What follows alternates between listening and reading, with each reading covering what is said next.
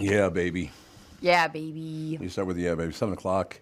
It's beautiful outside right now. I mean, it's spectacularly beautiful right now. It's supposed to be, what, 80 today? 84? It's supposed to be 82. Nice. Partly to mostly cloudy, warm with low humidity, a low of 82. Then tonight, partly cloudy with an isolated late thunderstorm, low of 64. I got to go back for 1 second and ask you guys this. Because didn't it for the last 4 days of May and the first 4 or 5 days of June, didn't it rain like every day? Yeah, it felt like it. I heard on the local news this morning we're going into a drought. How can it rain for 10 days and then you go into a drought? Science. It's all science's fault, is it? So, yeah. Yeah, I'm going to guess that yellow grass in my front yard means that there's not going to be any water coming anytime soon. So I don't really understand how could it rain for 10 days and then all of a sudden just dry up immediately? yeah, for how much we had this winter, Yep. I mean, for all the snow we had, record snowfalls and then record rainfalls, and then all of a sudden they're just like, yeah, we're all out. I What? don't get it. I remember when it was, must have been April that Chris was talking about how the mosquitoes were going to be so bad this year. And I thought, you're just being really negative right now. He couldn't have been more right. The mosquitoes this year, because of That's what I heard. how wet it was. Because of all the wetness. Yeah, it's so bad because when I run on this trail, I can normally stop and it's no big deal. It's not like, there's forest to the right and forest to the left. If I stop, I'm immediately swarmed with mosquitoes. Is it because of your just deep, deep attraction that they have to you? It's because I'm so sweet. That's what it is. I knew it was something like that. I'm just so damn sweet. I don't think there's any getting around it, no question. So, yeah, partly to mostly sunny today, warm with low humidity, though, with high of 82. Should be a gorgeous day today. Partly cloudy with an isolated late thunderstorm, a low of 64. Then partial sun tomorrow, a few scattered showers, not that big a deal, 78. And Sunday, mostly sunny, pleasant with a high of 74. Gorgeous, gorgeous weather. See, now, next week it's going to be sunny every day, Monday, Tuesday, Wednesday, Thursday. 79, 85, 86, 87, sunny and warm. So we're going to be deep, deep in a drought within about 2 minutes. But does that mean the ticks will also be affected? Because the ticks are insane this year as That's well. what I've heard. I have not seen one myself, but I've heard they're pretty bad this year. They're so bad. And I brought Murph in yesterday. Do you think it's because the ticks have been watching the national news and watching all those bloodsuckers, so they were kind of fired up? What do you think? That was impressive. What do you think of that? Let's tie ticks in with politicians and news assholes. No, let's not. Ticks are disgusting enough. We don't have to add that. Why not? Let's gather them all together in one group. So I've given my dogs the preventatives, for Lyme's and all the ticks disease. And Murphy still had one of the tick diseases. And the vet said her dog is the same, is on all the preventatives and still got one of the. So ticks are really bad this year. Do you think that Murphy goes out of his way to get things like this to get away from you? Yeah. You saw Murph. Murph. Yeah, Murph. I got 2 Murphys in my life now, I know. One's a sheepdog. And your dog's, what kind of dog is that? A golden retriever. A golden retriever, that's right. I love those dogs. I know. Isn't he awfully big for a golden retriever? Yeah, he's a big golden retriever. I thought so, but he's not chubby at all. No. He's just really tall. But yeah, he's at the vet too, man. Everyone's like, oh, does your dog hate the vet? Murphy does not, because any attention is good attention, because he's like he's the most golden. So even if they're taking his temp and his butt, he's like, at least someone's touching me. No, there you go. Why did you, when you said that, he's not chubby while you were looking at a picture of a disc jockey? Why'd you do that? You know me, I love looking at pictures of disc jockeys in the morning. 350, 400 pounders, you like that? Mommy like. Now we're cooking with the gas, man. Ooh, love the way you fill out that hockey jersey in the morning. Yeah. Oh. Did you guys ever work with a person you couldn't use the same chair as when you came into Studio A? Yeah, Crisco from KS95. Is that true? Christ, no, he's 500 pounds. Crisco is? Yeah. Oh, I didn't know that. Yeah, he's dropped a lot of weight. He has worked his ass up. But there was a time where, because I worked with him for about 7 years, and there was a time where he was like, hey, man, I got to lose some weight. Can you help me? And I'm like, absolutely. I'm like, let's go down. We'll go to the grocery store. I'll show you what to buy. I was helping him out. It would last about 9 days, and then he'd go right back to his old eating habits. And after about the 5th time he asked me to help him lose weight, I just went, dude, no more. No more.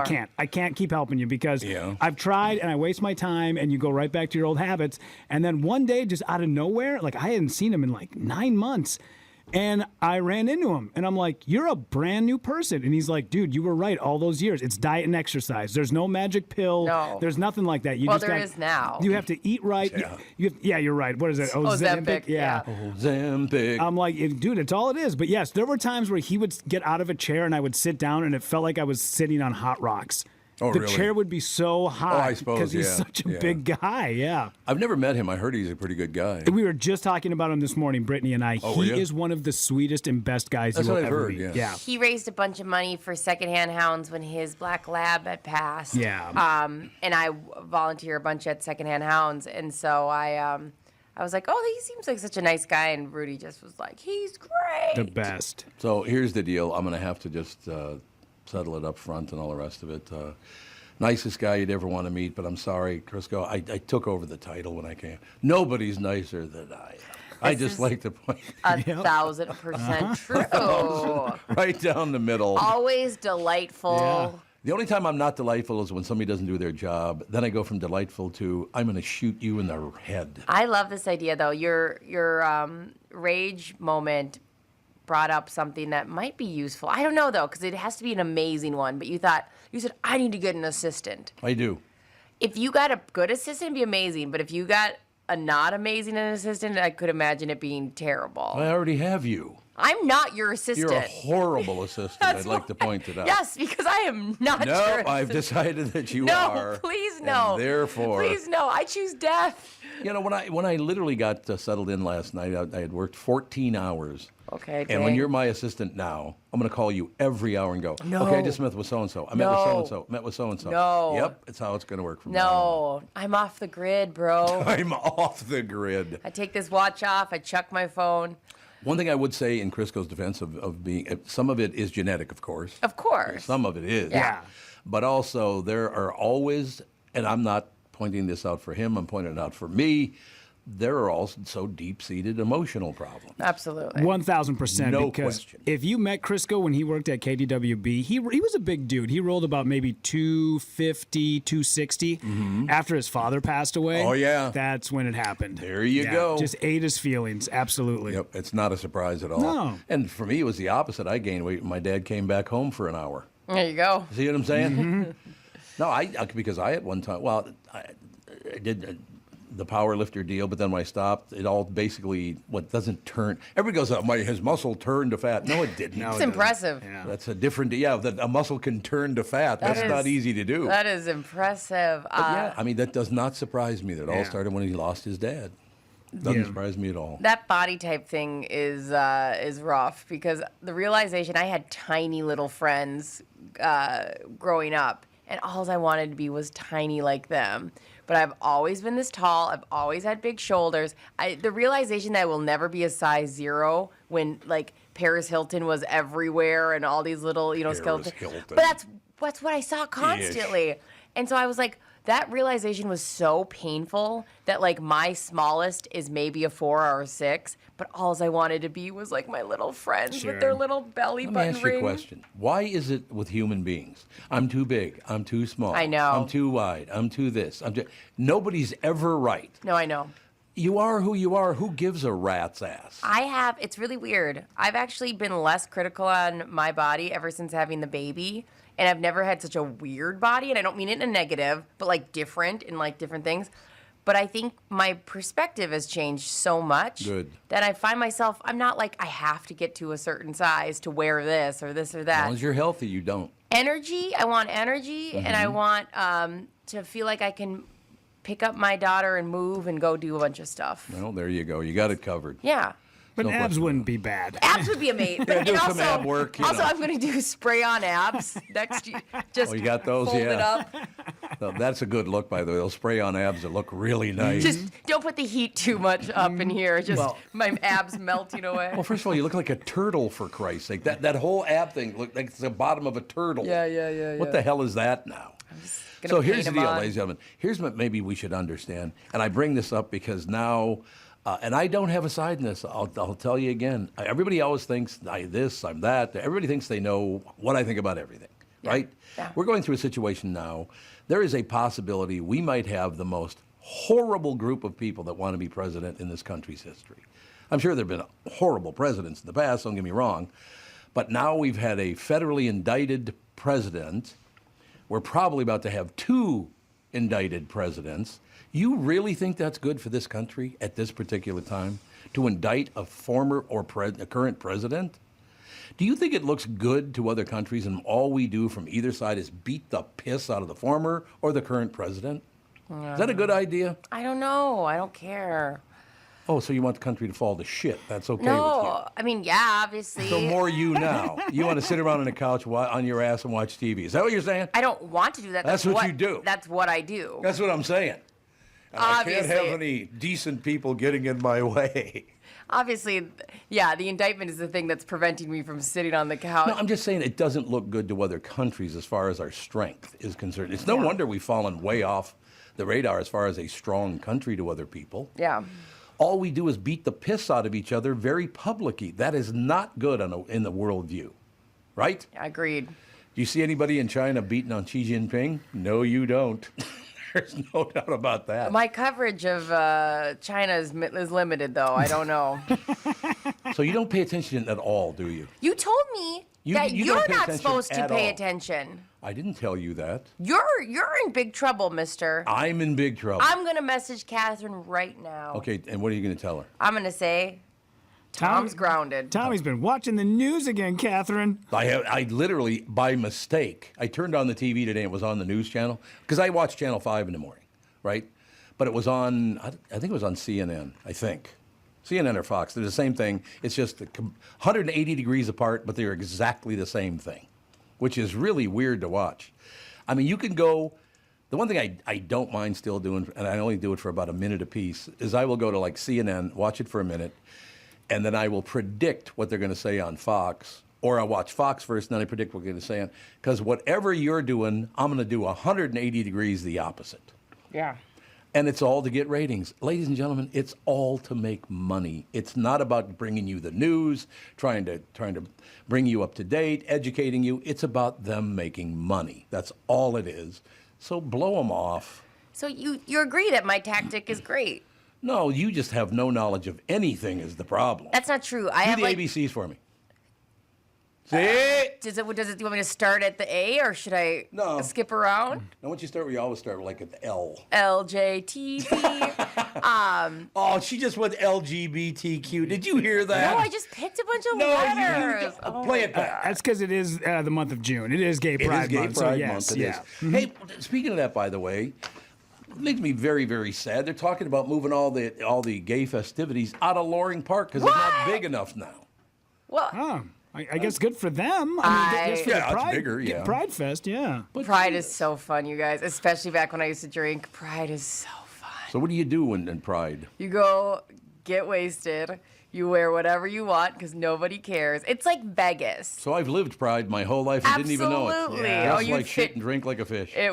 I loved Pride. Oh, I loved So it. what But do I they would do? always, Is it but I'd a always carnival? get so wasted and then fall asleep at like 2 p.m, wake up at 4, miserable. Like Yeah. your hangover would kick in at that time.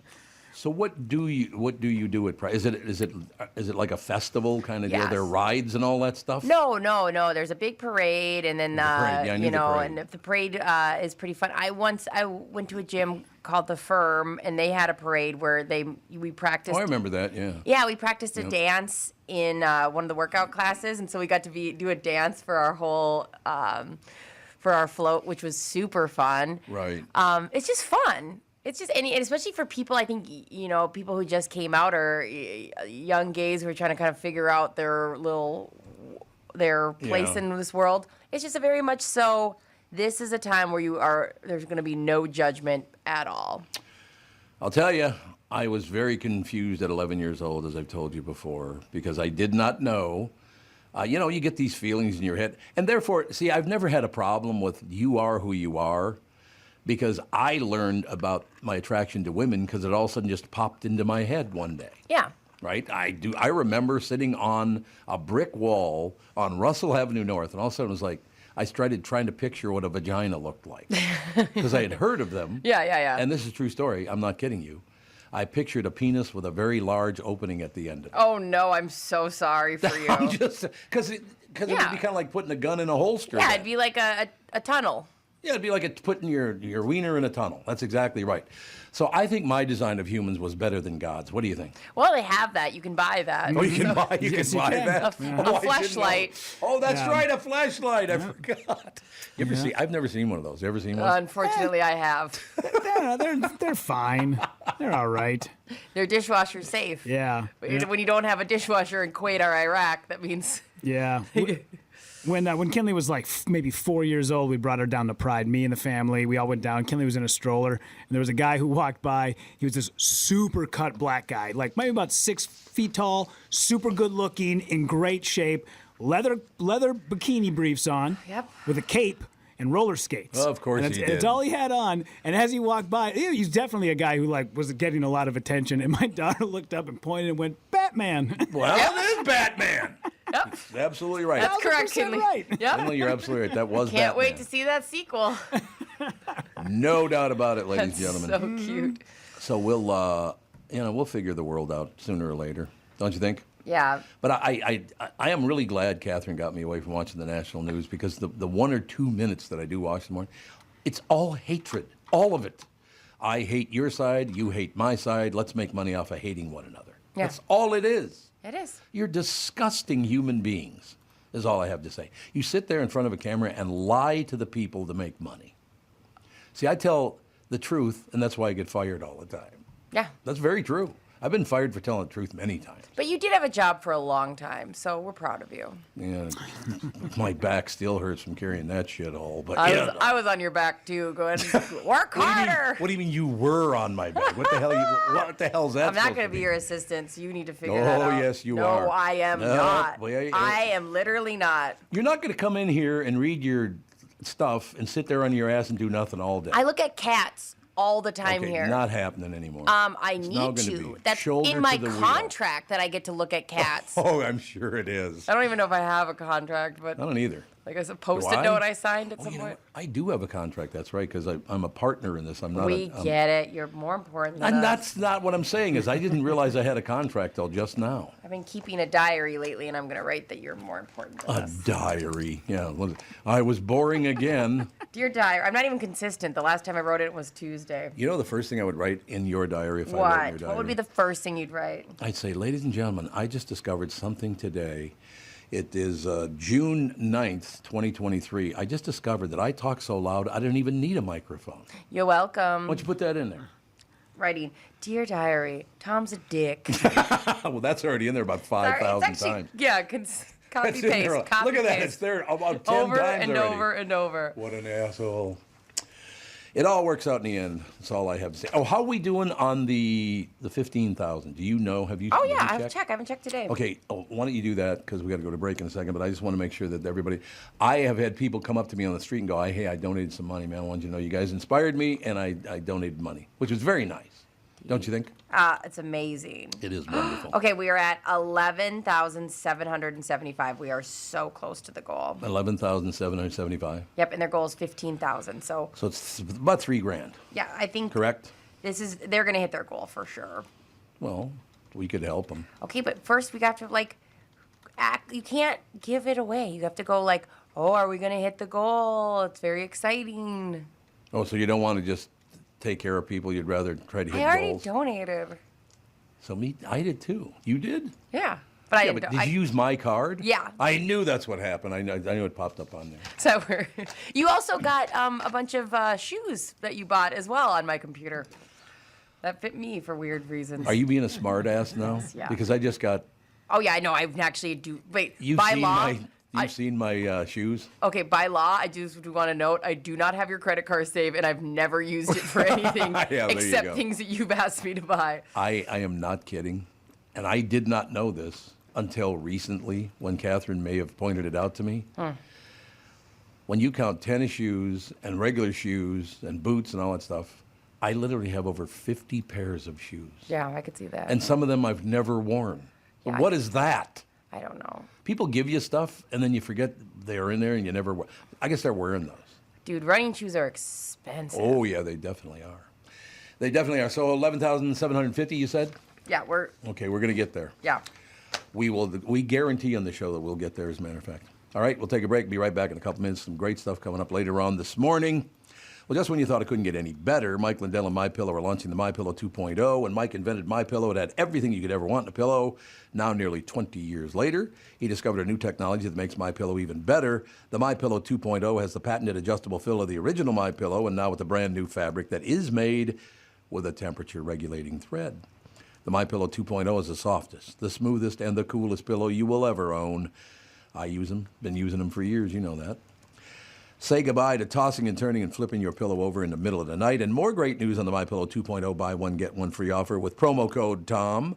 MyPillow 2.0 with its temperature-regulating technology is 100% made in the USA and comes with a 10-year warranty and a 60-day money-back guarantee. Just go to MyPillow.com, click on the radio podcast square to receive the MyPillow 2.0 buy one, get one free offer. Just when you thought MyPillow couldn't get any better, MyPillow 2.0 gives you the best pillow ever. Enter promo code TOM or call 800-516-5146 to get your MyPillow 2.0s now. This is Bob Sansevere, and I want to tell you about Dave Bialke from Bialke Law. Dave represented my wife, Mary, when she had a significant workplace injury. She was very happy with the job Dave did. If you have a work-related injury and have Dave represent you, I'm betting you'll be happy too. Dave is a down-to-earth guy. He grew up in northern Minnesota, rides a Harley, and worked various jobs doing concrete, electrical, plumbing, roofing, and carpentry work. Dave works for people with work-related injuries. If you work construction, or anywhere for that matter, and you're hurt or even just hurting, you should talk to Dave. Let's face it, our bodies wear out. If your body is worn out from work, if your knees or back or shoulders hurt from things you do at work, do what Mary did. Call Dave and talk to him about it at Bialke Law to set up a free initial consultation. The number to call is 763-571-2410. That's 763-571-2410. Or visit BialkeLaw.com. That's BIALKE Law.com. It is indeed. Do I have to put up with Sandy today? The orb? Oh, he doesn't even respond. We got the big echo. Oh, there it's gone. Now it's good. Got it. Sandy, what are you doing? I'm watching Brittany. She's all dolled up. What happened? What's the big deal? Oh. What happened? Thank you. You look good. What happened? That's real nice. Real nice, Bob. I don't know.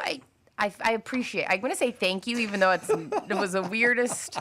But I feel pretty. Yeah. That's all I got. I feel like pretty. Yeah. I don't know how to respond because it's not a big outfit. It's a skirt. I just happen to have a skirt on. What's a skort? A skort is shorts and skirt combined. It's like... Oh, so they're shorts, but they're bigger in the leg or something? Yeah, like, you know the running skirt I wore yesterday was a skort. I thought there was a cheerleader deal. No, I don't know. That was actually technically a tennis skirt, but they usually have shorts underneath. With the Skor, if you bend over, you really can't see anything, right? Yeah, Right. yeah. There's like shorts in there. I'm wearing them right now, Bob. Your skirts. Imagine me in a pair of skirts. Are they? They just be a skirt, not a pair of skirts. But it's a pair of shorts. Why is it a pair of shorts? There's only one of them. That's two legs. I guess both legs. All right, Sandy, ladies and gentlemen, Bob Sansevere Sports, brought to you by Bialke Law Firm. Heard at work. Dave Bialke goes to work for you, taking care of your workers' comp injury claims and denials. Go to BIALKElaw.com. Tell them Bob and Tom sent you. And by the way, I've known Dave Bialke for years and years. He's a huge supporter. So get off your ass and go use, because he does great work too, by the way. He's the best. Indeed. Now, who's not the best is Sandy with the sports. No, wait a minute. What's up, Sandy? Well, let's get them out of the way because we got to talk about Delvin Cook. Your Twins. I can't take it anymore. Oh my God, Tom, they're 1.5 up on Cleveland. They'd be 14 out in the East. I know, 14 out. Tied for last. They're under 500 now. They're terrible. Losers of 5 straight. 31-32, 7 runs in the last 6 games. I know, Bob. It's just.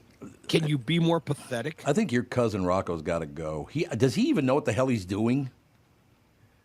How does it? The big thing is, well, it's a combination of things, but there's no hitting, obviously. I mean, they've got these guys. Buxton's hurt, Yeah. and I mean, the people are hurt, and Correa, he got the money, but he's not producing in any way. I don't understand this team. I don't either, Bob. I'd love to understand this team, but I got no idea what the hell they're doing. I really do not understand what the hell they're doing. Do you? Is anybody? No, you're under 5, but how pathetic is that division? You're under 500 and you're up by a game and a half, and you've lost 5 straight. That's pretty bad. You're absolutely right. Jeez. But the big news in town is the Vikings. They still may try to make a trade, but if you're another team, why trade for him if you know he's going to be on the open market? The Vikings will wind up releasing him today, save over $9 million in cap room, and I would guess his agents already got another team lined up for him. Bob, what happened to him? He was so good, and then he just hit the wall. What happened? Well, Tom, a lot of these guys, I mean, if you take a look at the average career for a running back, it is in that 4 to 5 year range. Yeah, they get beat up. True. Now he had he had shoulder issues that they claim are gone because he's had surgery done, but they do get beat up, and no team really wants to take on a contract like that. He'd have to redo a deal, and if he goes as a free agent, it will be a new deal for him. You know, it's really weird, Sandy. I just realized this just now, and obviously I didn't think of it because there's no reason to, but back when I was a young man in my 20s, 30s, whatever, I could pick out every baseball, football, basketball, and hockey player if they were walking down the street. If Delvin Cook walked down the street, I would have no idea that was him. I could not pick out one Viking, including the starting quarterback, if I ran into him on the street. I don't even know what the hell he looked like anymore. Well, you'd pick out Cousins. You saw him in an airport in Florida, right? No, it was at the next table over at a restaurant. Oh, at a restaurant. And but I mean, you picked him out. That's true. I did pick him out. You're right. I mean, he's his photo is everywhere in Minnesota, so you see him a lot. Maybe you don't see a lot of photos of Delvin Cook. Yeah, because you don't know. Yeah, that's true. And to give you could be. And to give you a heads up, Tom, Ja Morant from the Memphis Grizzlies is the one waving the gun around. Ja Morant. Oh, how many people has he killed? 0 so far. So far. Okay, so good. far. I'm just saying that, because he's in trouble again. Again. Pulled the gun on somebody. He didn't pull a gun on somebody, but basically the NBA told him, hey, stop going on Instagram Live and flashing guns around. Like, you're the next. Oh, that's it. You're the next face of the NBA. Stop it. And then, I don't know, was it about a week ago or something? He was driving in a car, and the guy driving the car went on Instagram Live, and Ja had a gun in his hand, and you can hear the guy, move the camera, and it shows Ja with the gun in his hand. The guy goes, whoa, oh, oh, and then he pulls it back, and then the Instagram Live ends. And why would he do that? You have $500 million on the line. Right. All you have to do is just keep your nose clean for a couple of years, and you can walk out of there one of the richest men on the planet. And some people just cannot stay out of trouble. Bob? What was the name of the quarterback from? Was it Cleveland or Cincinnati? The blonde-haired guy who just could not stay out of trouble. Oh, Ryan Leaf.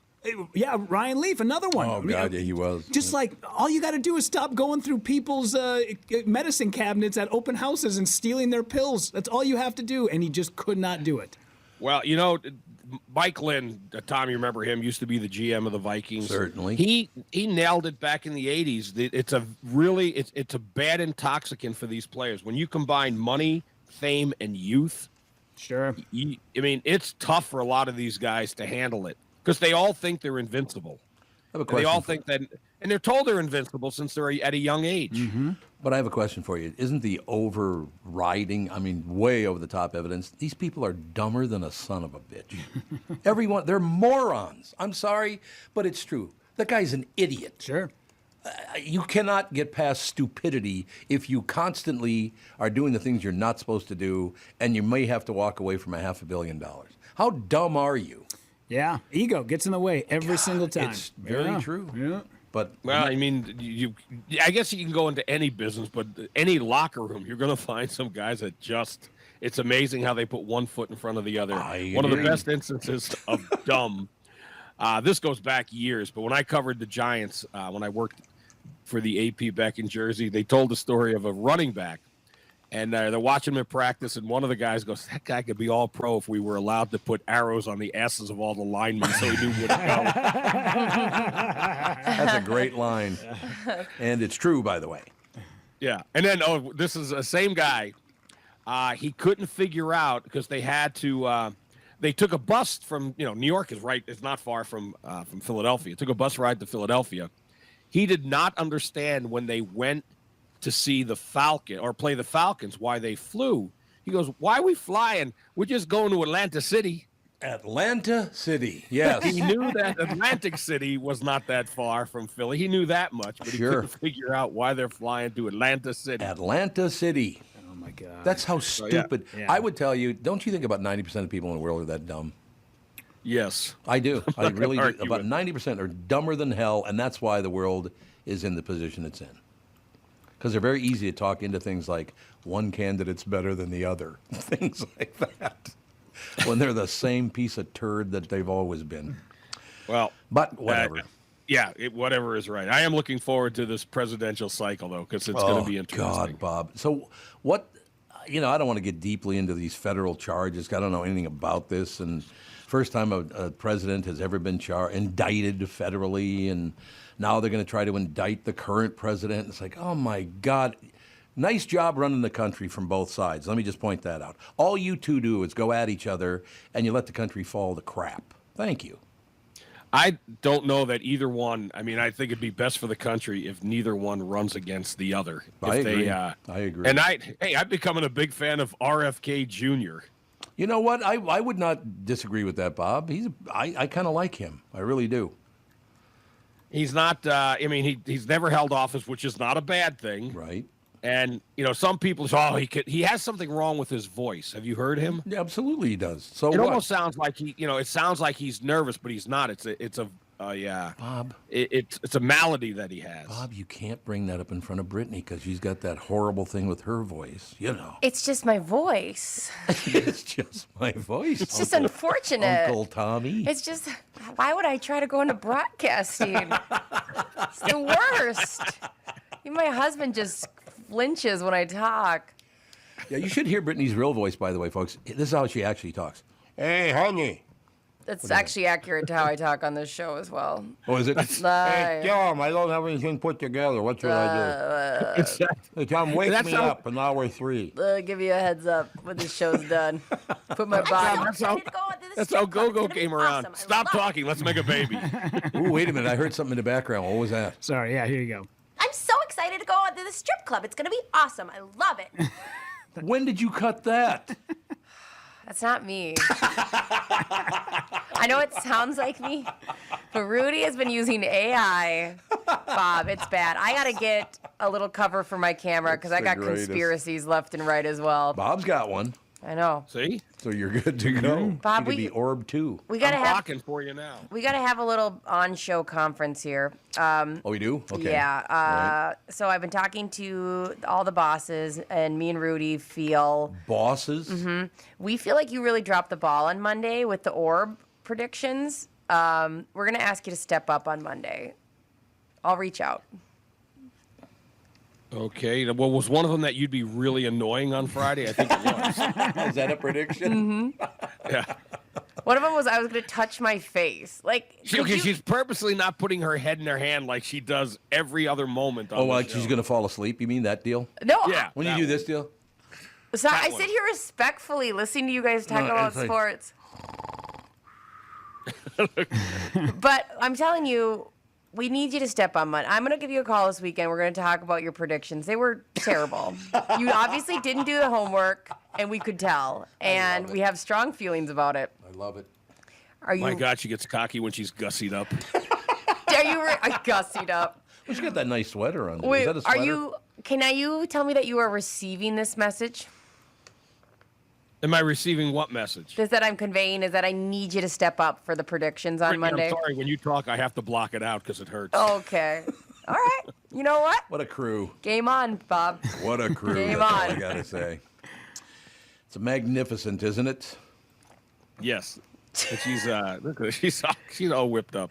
You know what's amazing about this? After listening to this conversation, I'm sitting here thinking, and this crew is like the least bunch of assholes I've ever worked with. Yeah, what does that tell you? Just because we're not assholes doesn't mean we're not dumb. Well, we're that's still true. It's a good point. We're still walking around being idiots.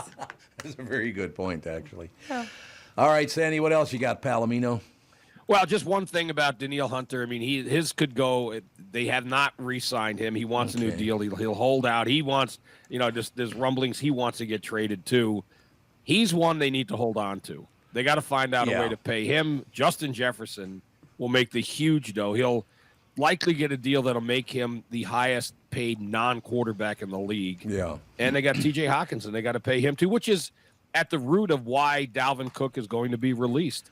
And I also think you don't release him if you think he really can be very productive. When they look at Alexander Madison, and whenever Madison came in for Cook, there was no drop-off, really. I mean, he put together some real good games for them. He did. You're right. And there's places where Dalvin could go and he could be terrific, and Vikings fans will say, why did we get rid of him? Well, I mean, he hasn't been terrific.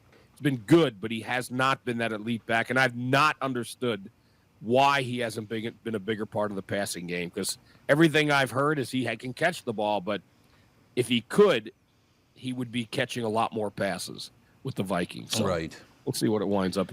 Best landing spot, if they could afford him, would be Kansas City, because he'd be a great complement to this Isaiah Pacheco. I love that town anyway, man. Kansas City's a great town. Well, you and I remember we flew there and we had some barbecue. That was fun. I definitely remember when we did that, Bob. Where'd you guys eat at? Do you remember? We went to Arthur Bryant's, did we not? What's the other one? The other one is called, oh, damn it, it was just in my head, and now it's gone. It's one short word. Gates. Because I don't remember Gates Barbecue. Gates. We went to Gates. It wasn't Arthur Bryant. Yep, it was. They yell at you? And I remember. Oh, yeah. Yeah. Oh, yeah. It's fun. I remember the food was good, and also the look on the faces of the guys. I think it was Western Auto you were doing it for, when you did it in one take and said, let's go.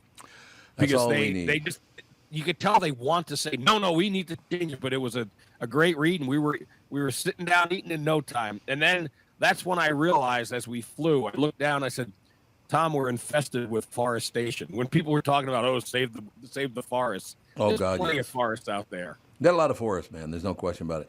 You want to say hello to Kristyn real quickly before you go, Bob? The best ever? The best ever, best of all time. Your signal's breaking up, Bob, by the way. I don't know why, but it's breaking up. Yeah, Bob. Mine is? I'm sorry about that. Yeah. Brittany, I'll work on that. Step all right? that. I got a lot of notes. I'll reach out to you this weekend. Just Okay, be ready. you do that. Be And, ready you know, to here's the- receive. Okay, here. Brittany on Monday will not be so gussied up. You never know. 'Cause I don't think. Gussied I don't up. I have a skirt on. Your standards are low, and I you're like gussied. it. And look at Kristyn. She washed her hair. Oh, my God. He's after everybody today. That's impressive. I didn't wash my hair. That's the amazing thing. Oh, wow. That's very impressive. This is 2-day hair. Sandy, I got to say something here, and you can't take this personally because it was directed very specifically.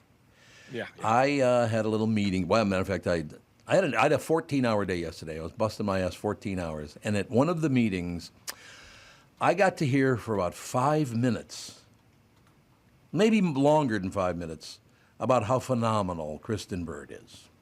Why do I have to hear that? That's Because annoying. it's true. That's annoying. Well, that's annoying. Seriously, they were going on and on about you, sister. It's unbelievable. And they were shocked that I had no idea what you looked like. It's like, how? You know what I look like now. Well, now I know what you look like, but I didn't for 11 years. I had no idea what you looked like, which I guess is pretty odd, isn't it? Well, we can blame some of it on a pandemic, so. But I got to be honest with you. I do, and I try to report that all the time. I mean, I know you guys don't because you're lame, but I hear good things about each one of you throughout every week. A lot of people come up and talk about how much they love the show, and here's why, and this part, and that part, and this person's great. And then I pass it along to you guys, but then I sit at my desk and I hear. Wait a minute. That's what before get. I go. Crickets. Brittany and I get kudos too? No. Yes, you do. You Stop both it. do. Not you and I, Bob. We're the worst. And I said, get We're the back in the worst. mental institution, sir. All right, we'll see you Monday. Brittany, I'll bring my I'll try to bring my C game or D game. I'll bring it up from the F and G. Thank you. I appreciate it. Again, I'll provide you with notes. All And right, I'll wash Sandy. my hair. No, Yeah, she don't do washed her that. hair. That's terrible. I would never. Yeah, don't It looks start- washed now. Leave it. All right, bye. Don't start going over Bye, the top. Bob. Love you. When you and Sandy are on together, it's really hard to get a word in edgewise. Really difficult. Why put it in edgewise? Put it in flat. He was talking to Kristyn. There's no room, believe me. Yeah, that's right. He was talking to Kristyn. That's exactly right. Forget about it. Ladies and gentlemen, Bob Sansevere Sports brought to you by Bialke Law Firm. Heard at work. Dave Bialke goes to work for you, taking care of your workers' comp, injury claims, and denials. Go to BIALKE law.com. Tell them Bob and Tom sent you. Bialke Law Firm, ladies and gentlemen, bringing you Sandy. And now, with clean hair, according to Bob Sansevere, Kristyn Burtt. Well, your hair looks good every day. What is he talking about? Does he think you don't wash your hair? It's ridiculous. I'm going to start showing up on Mondays and Fridays with greasy hair. You should put it up in like one of those do-rags. That'd be a good look. For a guy who's an orb, he talks a lot of shit about people's looks. He? Yeah, Have you met? Oh, you've met Bob, yeah. Bob is not exactly stepping it up in the looks department, all right? Oh, my God. What a personal he could be in attack. his underwear for all we know. He probably is. Yeah. He literally married a beauty queen, and I still am trying to figure out how he got married to marry him. It's wild. I will tell you something, and don't you ever repeat this to her. Okay. Your whole life. I will never. When Sandy and his wife get together with Catherine and me, I can't. I bet it's the two women stand there and look at Bob and me, and I know what they're saying. Yeah. So shut up over there. Yeah. You heard me. I'll be quiet because I can't add to this in a positive manner. God, Mary, Catherine, what were you thinking? Yeah, it's great. Thank you so much. Does your husband do that? Does your husband acknowledge the fact that you're far too good for him? Who are you talking to? I'm talking to you, Britt? sister. Me? Yes, he knows that. He married up. Yeah. Oh, God. That took a long time to get that out of you. Boy, I really had to pull hard to get that out of her. I knew you were talking to me because Justin is definitely the more appealing. Justin is. Oh, he is? Oh, yeah. 1,000%. He's like lovely and nice and super cute. Yeah, no. Got no personality at all, though. Yeah, okay. She just looked at me with an evil eye. You should have seen the evil eye I just got, Kristyn. It was magnificent. Kristyn, how did you meet your husband? My husband? Mm-hmm. What about him? I said, how did you meet your husband? Well, how did I meet him? Oh, well, that's a story. The short story, because we could be here all day. We were introduced to each other via my ex-boyfriend. What? Yes. Is he trying to get rid of you? No. Hey, why'd you go out with him? No. My ex-boyfriend and I were exes at that point. Okay. Oh, we were co-hosting a show together, and my ex-boyfriend had worked with Bill on another project and said, you guys should date. I think you guys would get along. So we exchanged numbers in 2006 and didn't call each other. And then in 2011, I went to see a show that my husband happened to be starring in because he was playing Ricky Ricardo in so I you were Love married Lucy at Live. the time? And I took a photo of the program and sent it to my ex-boyfriend. I was like, isn't that the guy you wanted me to date 5 years ago? And he's like, yes, and you guys should still date. So I went backstage and we exchanged numbers again, and he asked me out that night. Oh, that is cute. You said my husband, but you meant he would be your husband someday. Yes. Yeah. Oh, okay. Because I thought you meant, and my husband told me, he's like, how many times have you been married? About 7? I've only been married once. For now. Me too. And counting. This is it. I say this is it. Man, This is my marriage. Hollywood I love is it. so crazy. Because like I'm from a small town, and we have a saying back in Hibbing, which is, you don't get a girlfriend, you just get your turn. And Oh, well. I feel like you guys should be past that. Like there shouldn't be ex-boyfriends introducing you to future husbands. I feel like Hollywood, there's so many chance meetings with so many people. There's 30 million people in LA. Yeah, we ran in a small circle at the time, I think. But I mean, he's still a good friend. He's married as well, so we're all friends. That's good. And now he has the bragging rights of like introducing me to my husband. Oh, God, here we go. Oh, I thought you said bragging rights is just knowing you. Is that what you were going to say? No, introducing me to my husband. Liar. I'm like, he teases me every single day. He's not going to sit there and be like, he gets to know me. He doesn't care. Should we do our usual deal, take our break here, and then come back with Kristyn, and then she can stay on as long as she wants? Yeah, we can do that if you want. I love that. It's up to you. That was a magnificent idea. It does say Tom Barnard on the logo, so if you want to do that, you should. Why does mine just say asshole? Sorry, that was my copy. I'll take that out of here. That was your copy. Somebody gave it to me by accident. My bad. We'll be right back with Kristyn Burtt, ladies and gentlemen, who apparently everyone in Hollywood wants to marry. We didn't know that till this morning, but now we know. Nobody wants to marry. It took me forever to get married. Humility, that's a good thing. It is a wonderful thing. This Tommy B for our new advertiser, Nevaeh Trailer Sales. It's been a part of Minnesota since 1965, baby.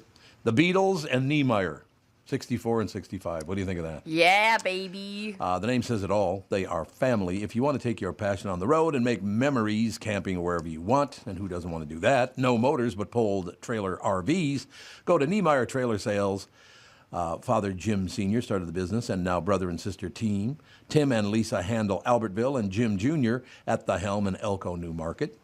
The best name in non-motorized RVs with great deals on the best brands like Rockwood and Northwood.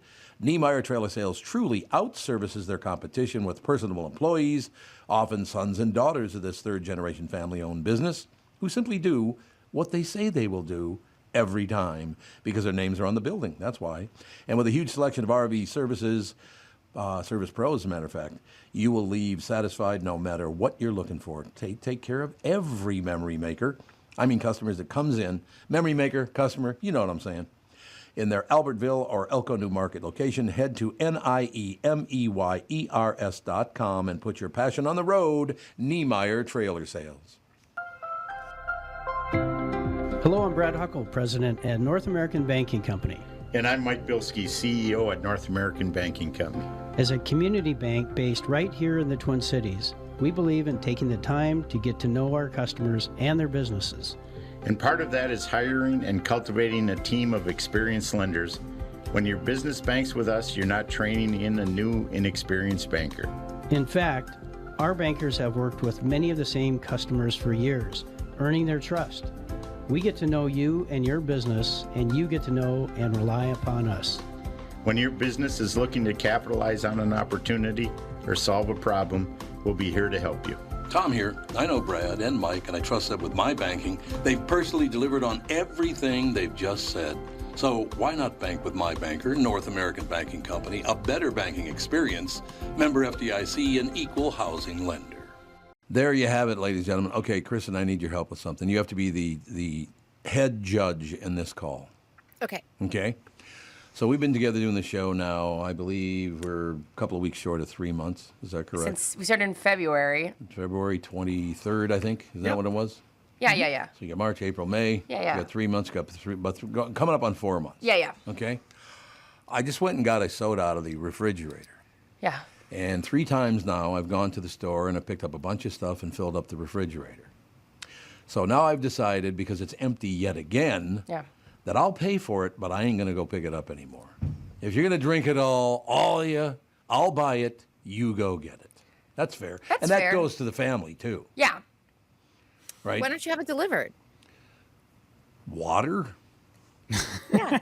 Have water delivered? Yeah. It's like hint. I do add things to the fridge, but I add these things.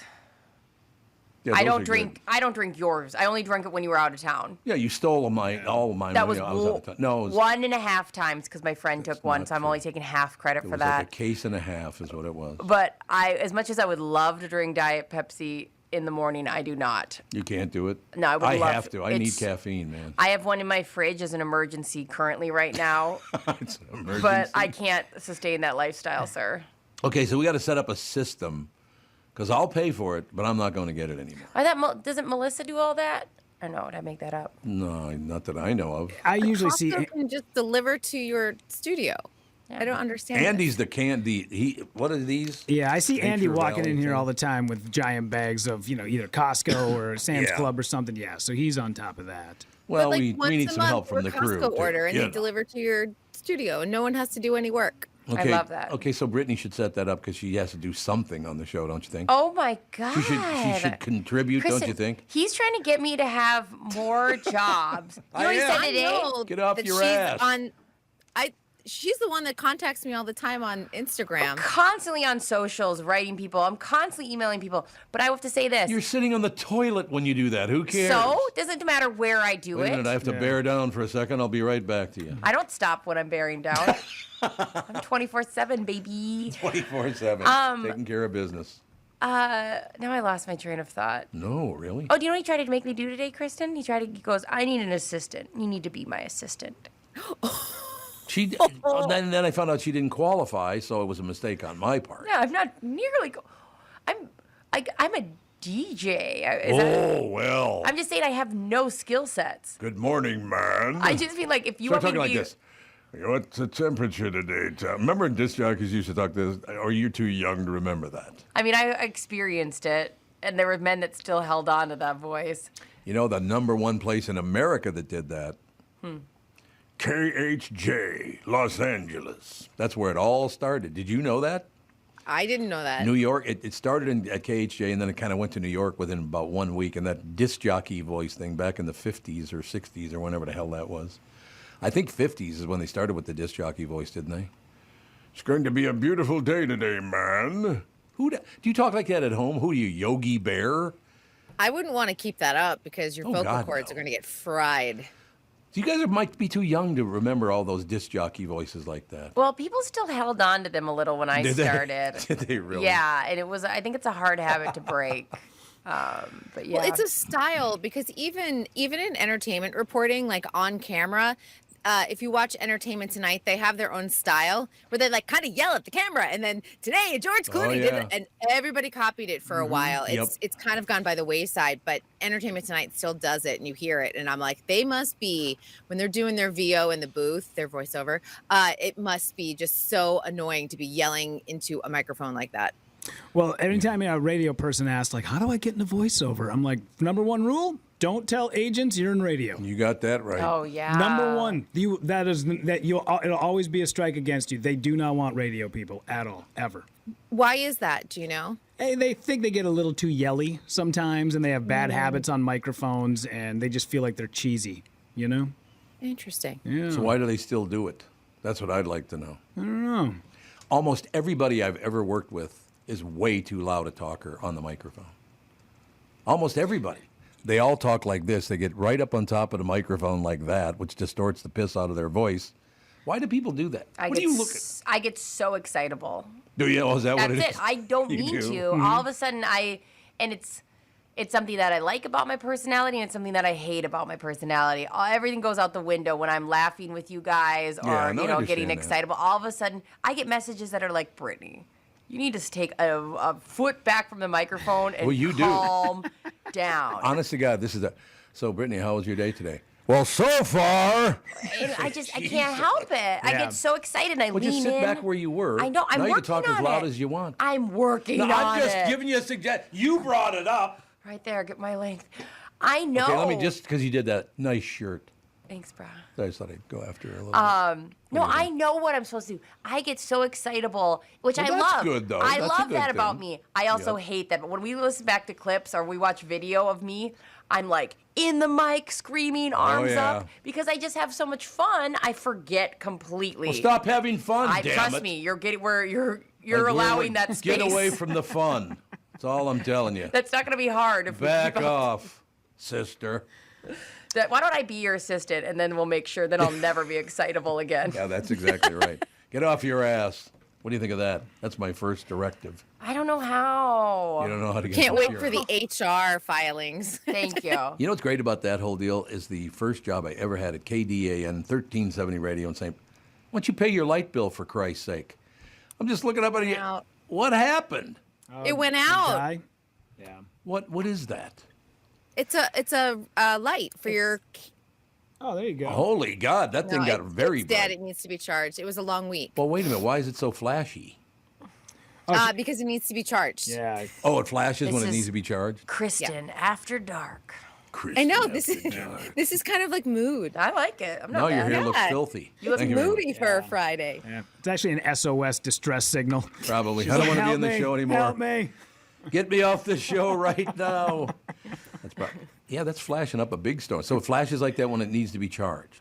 It's dead, is what it is. But it was flashing. I know, but that's because I'm turning it on and off. That's what it happened. It's dying.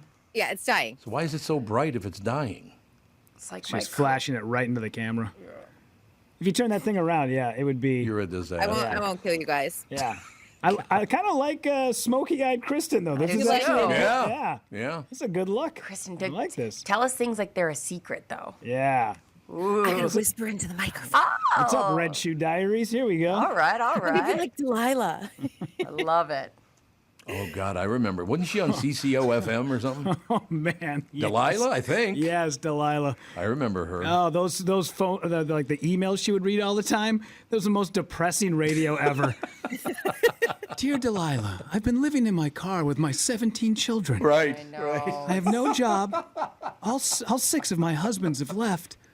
I only have 1 arm and no foot. Please help. Like, what? There you go. No problem. Anyways, a car accident or something too. Yes. Really sad. Yeah. Where's she now? Situation. I believe she's still on the air. Oh, is she? I think she still does a syndicated. Here in LA. Yeah, I still think she does a syndicated show. It's not in this market anymore, though. No, gosh, no. Everybody got sad. We have it in LA though. We like sad. Couldn't handle it anymore. That's why I bet there's tape out there like Casey Kasem. Remember when he lost his mind about doing a goddamn dog request and dedication? Yep. I hope there's video or audio of Delilah just losing her mind where she was like, we can't be talking about people living out of their car, wanting to bury a dead relative, and then you guys put me into Hall & Oates. God damn it, get Bob on the phone. There's got to be audio out there somewhere. How old is Delilah too? Yeah, she doesn't look that old. Oh, really? No, she's not. I'm working on it. But I'm on her website, which of course is her photos, so who knows? Those are probably edited to the gods. But yeah, she looks good. She's doing it again. Did you notice that? We already talked about it. You know something. I'm reading. I'm in But this. you shouldn't cover your own mouth when you're reading. Oh my God. It's like everything with Brittany today. I love picking on Brittany more than anything in the world. I've been doing it now for about 25 years. Trade me. Trade me. Get me a job in L.A., Kristyn. Come to my closet, Britt. I would love to sit. Oh my God, a closet with cats and clothes. Done. It really is kind of it's like a sanctuary in here. I suppose it is, yeah. Hey, speaking of LA radio, do you guys know Wendy Walsh at all? Dr. Wendy Walsh? I do know Dr. Wendy Walsh. She is on KFI here in Los Angeles. Man, she is probably one of the smartest people on radio today right now. Tom, you would love Wendy Walsh. What does she do? She's a relationship and sex expert and has so much great advice, great in social media, great Instagram. Just the callers are... for whatever reason, like she is just, magnetic. She nails it. Yes, she's so good. You know what? I bet we could probably get her on the show. I guarantee we could, yeah. It works for me. Yeah. She's the anti-Dr. Laura. Let's put it that way. I want to keep the theme pretty steady today, though. Let's get her on the air and have her replace Brittany for that whole day. What do you say? Oh, no, I get to go home. Oh, no. I would hate to go home early. That would be terrible. Actually, you wouldn't have to wake up early because you'd just be at home. Yes, I love all this. Look at that, man. No, that'd be good. I like, so she gives, does she give like expert advice or what does she do? Yeah, because she's originally from Canada. I'm looking her up right now. So she's a Canadian author, and then Time Magazine Person of the Year 2017. Get it, girl. How did I not know that? America's relationship expert. She gives great advice. Yeah. Yeah, she's divorced, and then I think love she's that. still I knew dating. it. I knew you were going to say that because people who give great advice are all divorced. How is that possible? She's been through it. Well, maybe that's what it is. Tough to Okay. be married All to right. men. Oh, God. Okay, Catherine. Once you settle down there, sister. Kristyn, preach. It's so true. Oh, God. Let's just go home, Rudy. Head out. You guys aren't easy. Oh, yeah, women are, though. Oh, yeah. We are simple. You're simple, all right, sister. Just do what we say. That's all you need to answer yes. You ever been around Catherine and me? Yes, dear, is basically the only thing I ever say. See, and look at your long, successful marriage. It's only we've only been together like 42 years. It's not that long. I haven't done anything for 42 years. There's nothing I've done. Pretty tough to do when you're only 36, isn't I know. it? That's what I'm saying. Very like, difficult. Isn't that impressive? Your marriage. No, I mean, and again, it's because I know it's very even keel. Is that what you're saying? She is, yes. You need her. And I do realize that once in a while I'll come home and I go, roar, because of the day I've had. Yeah, I know. I do. I understand It's so funny when talking to both of you, if I've talked to both of you in a day, the difference between you. Oh, it's huge. She's just nothing. She's not very flappable. She's not. She's very chill, and you'll just be. Wow. Even when if I come to your guys' house, it's like, are you are we in the same dimension? Because you're rah, rah, rah, rah. And she's like, do I do that with my hand? Rah, rah, rah. And she's like, Brittany, you want something to drink? You know, she's just not affected by any of your nonsense. No, she's not. No. She doesn't get affected at all. But she does use it to her own benefit, too. Who doesn't? Well, maybe that's probably true. But because if anybody ever bothers her, she goes, that's my husband right there. Like I'm going to go kill them or something. I would hate. She probably has to be very careful that when she complains to you. I bet you 99% of things that bug her, she doesn't even tell you. You know, let me ask you that question, because I was thinking about this last night with the political climate we have in America right now. It's way left or way right, and we're all stuck in the middle of all that stuff and all the rest of it. Let me ask all three of you this question, and all our listeners too, obviously, if they want to comment on it. Isn't there something in your head that no matter how much I dislike you, I won't try to ruin your life because you have a husband, a wife, children, I would never do what those people do because you're not only harming that person, you're harming their whole family. Why would you want to do that? I really don't understand. Like this cancel culture thing. You know how many innocent people were hurt by that? Why would you do that? Right? Well, you just have a lot of keyboard warriors now with social media. It empowers people oftentimes in a negative way, like the doxing and things like that. It's not great. Well, I will tell you this, and I've made the decision someday, and it will happen, that I'm going to get rid of Brittany and hire her daughter. It's going to be unbelievable. Yeah, you heard her giggle. She's ready. She did. She put me in such a good mood. Brittany put me in a great mood. See, I'm not joking now. She played me a video of she and her daughter, and it was a little Jack-in-the-Box type of deal. It was so cute. And when that thing pops up, she laughs her ass off. It's just wonderful. We were dying. And she was just like that belly laugh. And then she'd look at my husband, she'd look at Justin and look back at me and just go, ah! And it was, she's one. Can you play the audio? Yeah, it was just. It's so sweet. I mean, I know we're the worst because I'm always sharing videos, but. Nope, that's life. That's the best part of life right there. You ready?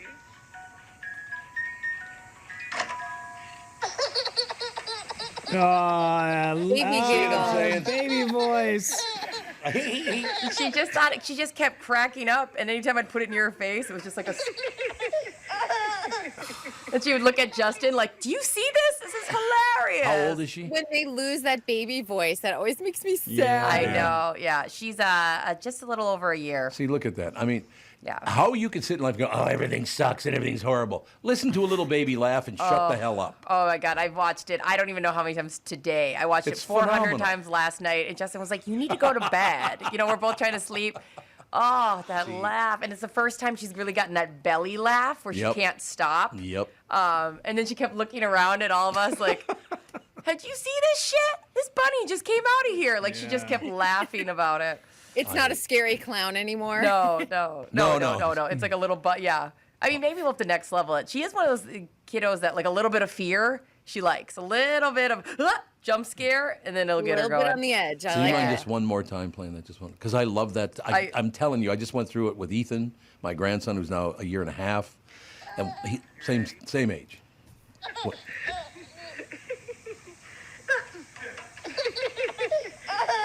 She does this like scream at the end.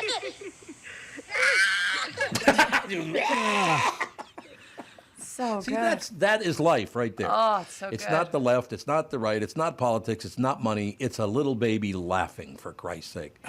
Enjoy it for as much as you can now. Oh, yeah. Because yesterday I had to take my daughter to go get her passport. And when I walked out of my bedroom and I had on a pair of pants that are rolled on the bottom. And she goes, is that what you're wearing? I said, yeah, it is. She goes, why? I said, I don't know, because I like a breezy ankle. And she went, ew. Ew. Trust me, we both have been shamed by your daughter, and I totally feel the sting still. Kinley runs us all. She, with the right look, she would have me change outfits 45 times. She's far cooler than us. Listen to her advice. I love that stuff. See, now that just cheered me up for the rest. Just that alone would make me not hate everyone. Isn't it? I mean, I hate how much I just want to watch it constantly. And then me too. It always bums me out because we put her down for a nap right when I get home. And I'm always like, don't you want to stay up a little? And she's like exhausted, kind of like falling around like a drunk baby. And I'm like, oh, fine, you can take a nap. God, I had a friend who had a little kid about a year and a half, something like that. And I don't know where the kid learned it, but he used it for about a month till he finally got sick of it. You'd go to my friend's house, no matter who you were, the little, like, year and a half, maybe, I think it was a year and a half. He would come over and smell your knee and go, pew, and walk away. It's like, what? Kids can make you so insecure.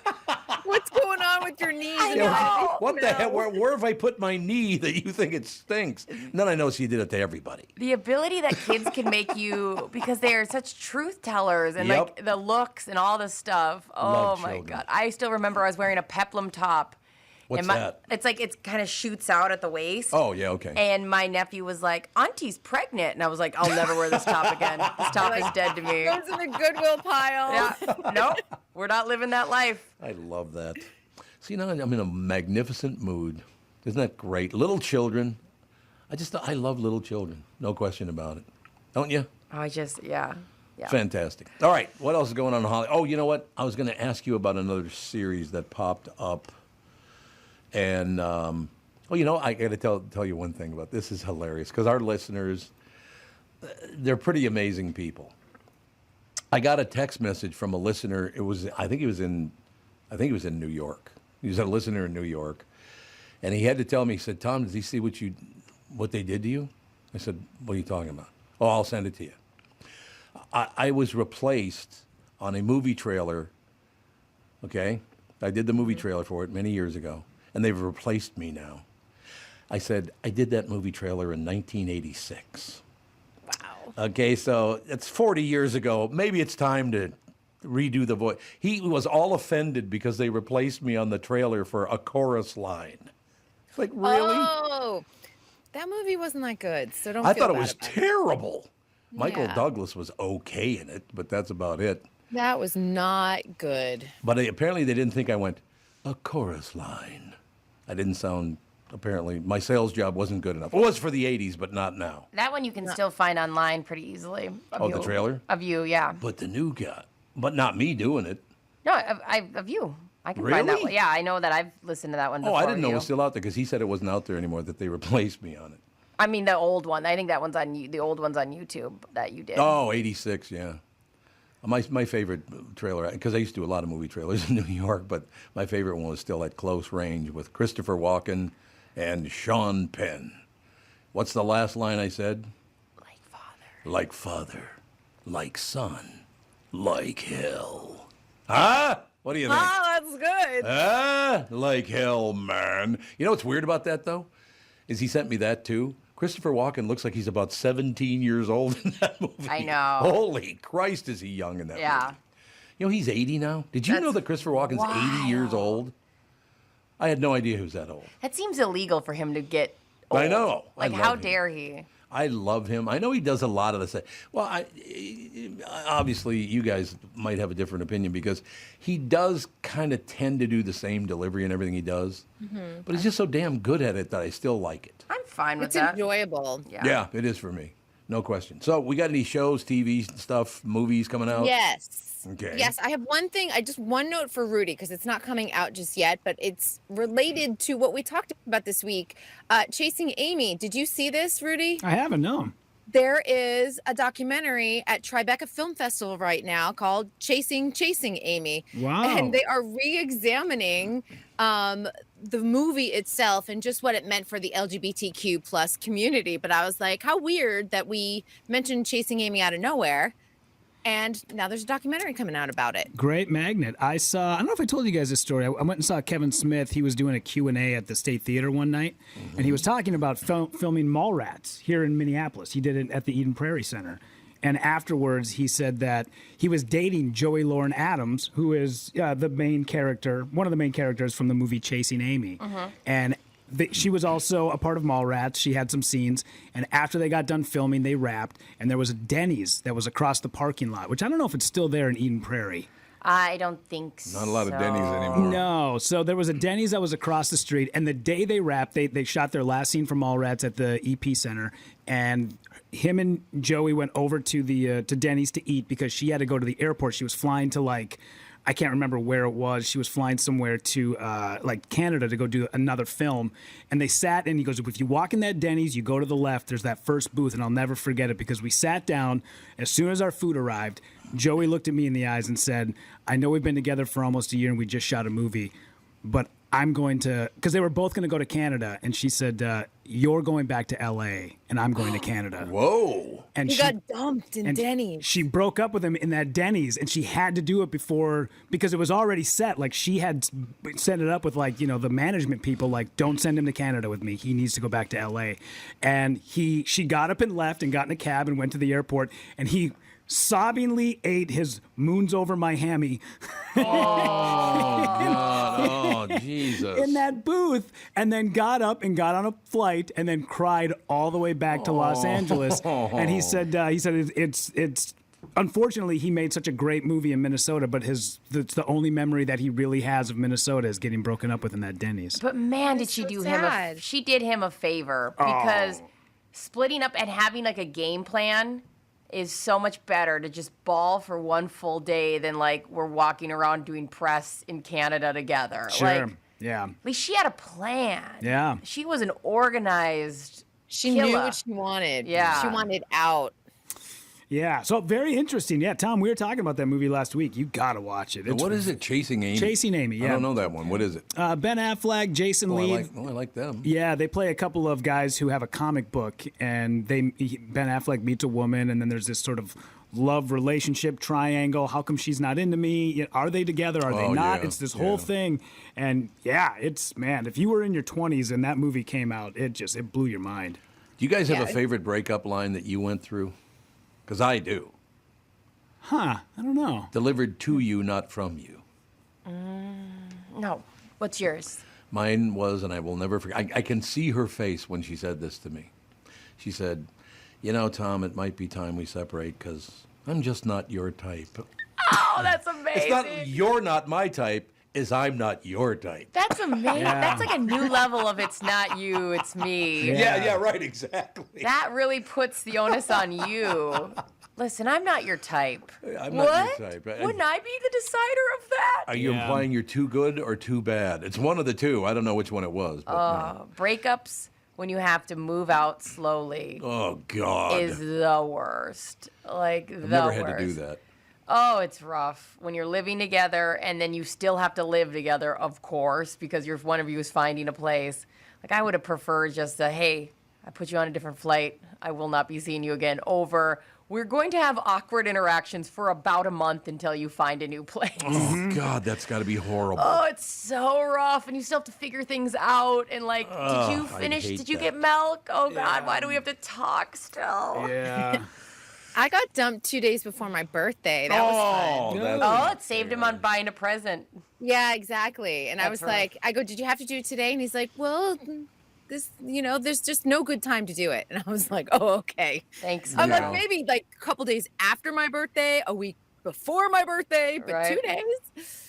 Did you recover? Did you get to go out for your birthday? Or were you still in like sad mode? My friend Andre and my friend Maria took me out. We had the best night for my birthday. That's what I'm talking about. Like at least 48 hours. 24 hours trying to recover would have been hard, but you rallied, and I appreciate that about you. Yes, and I lived a good life without him. So of course there's also that. Yeah, you're doing fine. Okay, it's time to do. Are you going to do qualifiers? I guess we'll do qualifiers, because when I suppose about 2 years ago, somebody mentioned her name to me. Yeah. So I looked her up on I don't know, one of those sites, whatever. Yeah. Boy, did I dodge a bullet there. Thank God you kicked me out of your house, lady. Really? She's a mess. Oh.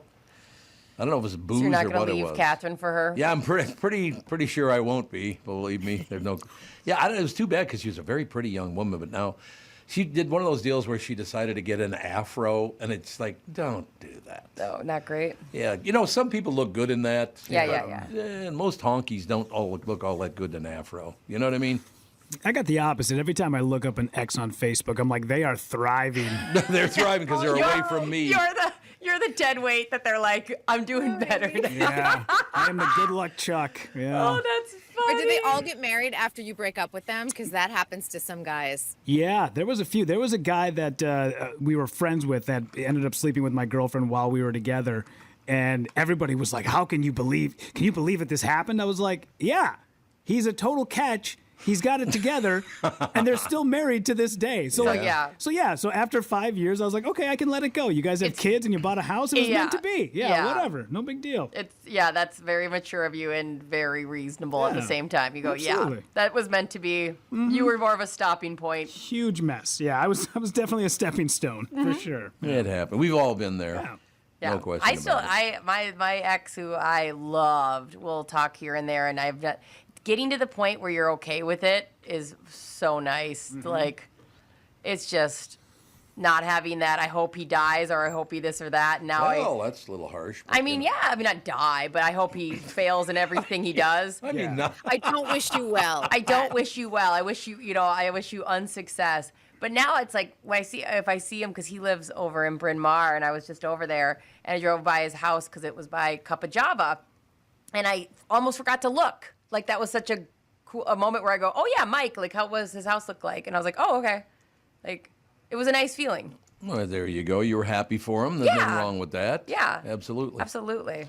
Someday I got to tell you a story. I can't do it today, but that story, I got to ask you if this is creepy or not. Because, you guys have met Catherine, right? Mm-hmm. You've met her on screen, Kristyn. Yep. I won't say her name yet because she was a really, really dear friend of mine when I went to St. Anne's School back 7th and 8th grade. I never realized this, but Catherine looks exactly like a girl I went to 7th and 8th grade with. That's crazy. I never dated her or anything. We were friends. We're still friends to this day, as a matter of fact. But that familiarity, that look, could have had been something, right? Like, that's probably what it was. You're right. I mean, even just the idea of that piqued your interest because there was something familiar there. I don't to see how that there could totally okay, so be it wasn't combined. Creepy. Good. I'm glad to hear it wasn't creepy. No. I was hoping. No, you're creepy for other reasons, but not that. For other reasons, Deb. I'm going home. All right, Kristyn, would you take Brittany with you when you leave? Oh, absolutely. Please. We're going to go to Vegas. Please take. Are you going to Vegas? I didn't know that. We're going to go to BravoCon and talk Vanderpump Rules. Yes. And now Vanderpump Villas because they got a spin-off. I mean, nothing wrong with that. So in. Kristyn, I was very sincere, by the way. This person was raving about you for about 6-7 minutes, how much he just loves listening to you and watching you on the show. Oh, that's so sweet. I appreciate it. And I said, well, you've never met her. Neither have you, so you don't know. Exactly. No, it was very nice of him. I really appreciate it. Okay, we'll talk to you again on Monday. Yes, and I will come with a charged light. It's really, I still can't believe it flashes that brightly. My God. It's bright. That is bright. It must hurt your eyes. Why is that so bright? Do you get like headaches from that? I don't. I'm so used to it. But I don't flash it right in my eyes either. So. That'd be good. Okay, it's a good move. It's above. I was just going to introduce Chris Egert, and he gets up, walks away, and hangs up his jacket. He's like, see you later. Yep, he's back. I see him on my socials. Yeah, there you go. All right, we'll talk to you on Monday. See you later. Have a good weekend, all. You too. Thank you very much. Ladies and gentlemen, the very lovely and talented, what's her name again? Kristyn Burtt, is that it? KB2, baby. Honest God, no. But I do go through that. I want you guys to know, and I told you that before, that I am not one of those people who will not tell you when someone says nice things about you. I know why are most people like that? They don't like to pass along good news to other people. I haven't had that experience. Haven't you really? Well, that's good, because maybe it's my generation that did that. Yeah, I feel like it's possible. I have no problem telling you when people say things or talk nice or that I'm an asshole. You're very quick with that. You know what, though? I don't get that often because I think people know that at this point in our lives, it's probably it's a very awkward conversation when somebody feels like they can talk shit about somebody who you're close with. It's always they can't be doing that. It's true. Where do you go from there? You go, okay, well, we're really close, so do. We will take a break. Be right back. The lovely and talented, what's his name again? Chris something? Mr. Egert. Mr. Egert. He will join us right after this. There we go. Oh, my God. Now it's louder than son of a bitch. Oh, God. I just love this business. Why did I ever stay in this business? Would you explain it to me? I don't know. You came back, too. You were like, I want more. I know. I could have just gone away. You know, those lying bastards over there at the Cumulus telling me everybody I retired. I should have followed their lead and retired. Don't you think? We could have put you on an iceberg and put you afloat. But here we are. So how long has the audio been missing? Do we know? Don't know. Not very long. I just got good. a bunch of emails. I'm writing people back, but yeah. So does anybody know why that happened or how it happened so it doesn't happen again? Oh my God, but we have a lot of people that write in. They're so nice. They're like, hey, Britt, sorry, just a heads up. Oh, our listeners are phenomenal. Yeah, they're way better than you. Great people. Me? Yeah. You're not talking to Chris Egert. You're talking to me now. No, you and Rudy and Chris all combined. These are way better people. They're so nice. Hey, We're all something's horrible? wrong. Yeah, they're so sweet. But how can audio go wrong? I've never understood that. Like, I've never worked at a radio station all of a sudden, unless it was a tornado or something. I don't know. How did the audio... So Howard wrote in, you're back. Thanks, Howard. Thanks, Howard. Thanks, Daddy. You know, I tell you what, you would think Howard, after we kicked his ass over KQ, wouldn't call into the show all the time, but Stern calls in all the time. Yeah, he's such a big fan. It's really nice of him. We should sign something and get it back to him. God, you want to talk about a guy that went off the deep end with that whole COVID thing? Holy Christ. Did you see some of the videos? He would not come into work. He did the show from his basement, which I used to do, but not because of COVID. I did it for 25 years. But he was wearing not only one mask, but two in his own house. Like, what are you doing? Who are we talking about? Howard Stern. Oh, yeah. No, and still like that. Is he really? He kind of went the way of Howie Mandel. Yeah, he did. You're absolutely right. Super bonkers, just He's like crazy. Over the top with this stuff. Yeah, it's unbelievable. See, I told you, Brittany, you don't want like $250 million in the bank because that's what happens to you. That's why I've been spending it. Spend every dime you get. Every time Justin's asked why, and I'll say, it's Howard Stern, bro. Okay, so the audio was only off for what, a couple minutes, or was it longer? Yeah, it's probably going to be a little bit. I don't know. We're just going to keep. Please tell me it hasn't been off all morning. No, it has been off all morning. No, because we've been getting messages. Oh no, Good, God, thank no. God. Yeah. So obviously something must have happened, and I talked to the engineers because I'm like, everything is still working on our end, so there must be something going on their end. So they're working on it right now, but we're just going to keep recording like we typically do. This is your and Brittany's fault. Because what happened was you attacked Crisco, and now he went in the other room and disconnected us. Way to go, you two. Saboteur. All good deeds lead to hell, don't they? Yes, Yeah, sure do. Never... Exactly. Yes. It's true. Yeah. It's all true. Where are you, Chris? I'm at home. In the closet. I'm in the closet. Nothing wrong with that.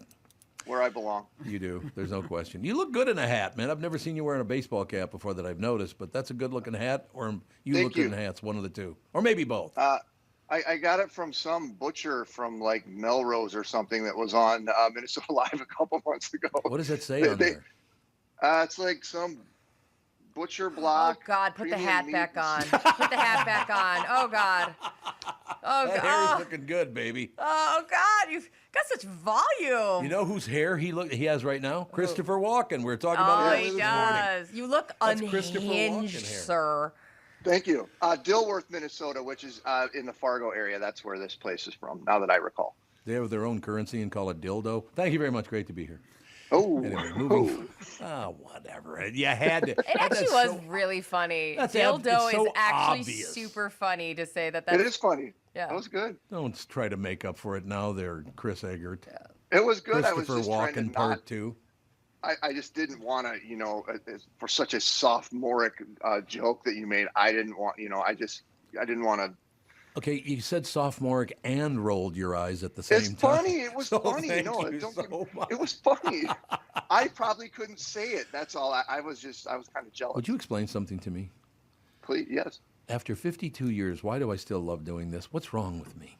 Well, if it makes you feel any better, and I know it doesn't, we've been having some real fun technical things happening over at the 5 lately, too. Really? What's that all about?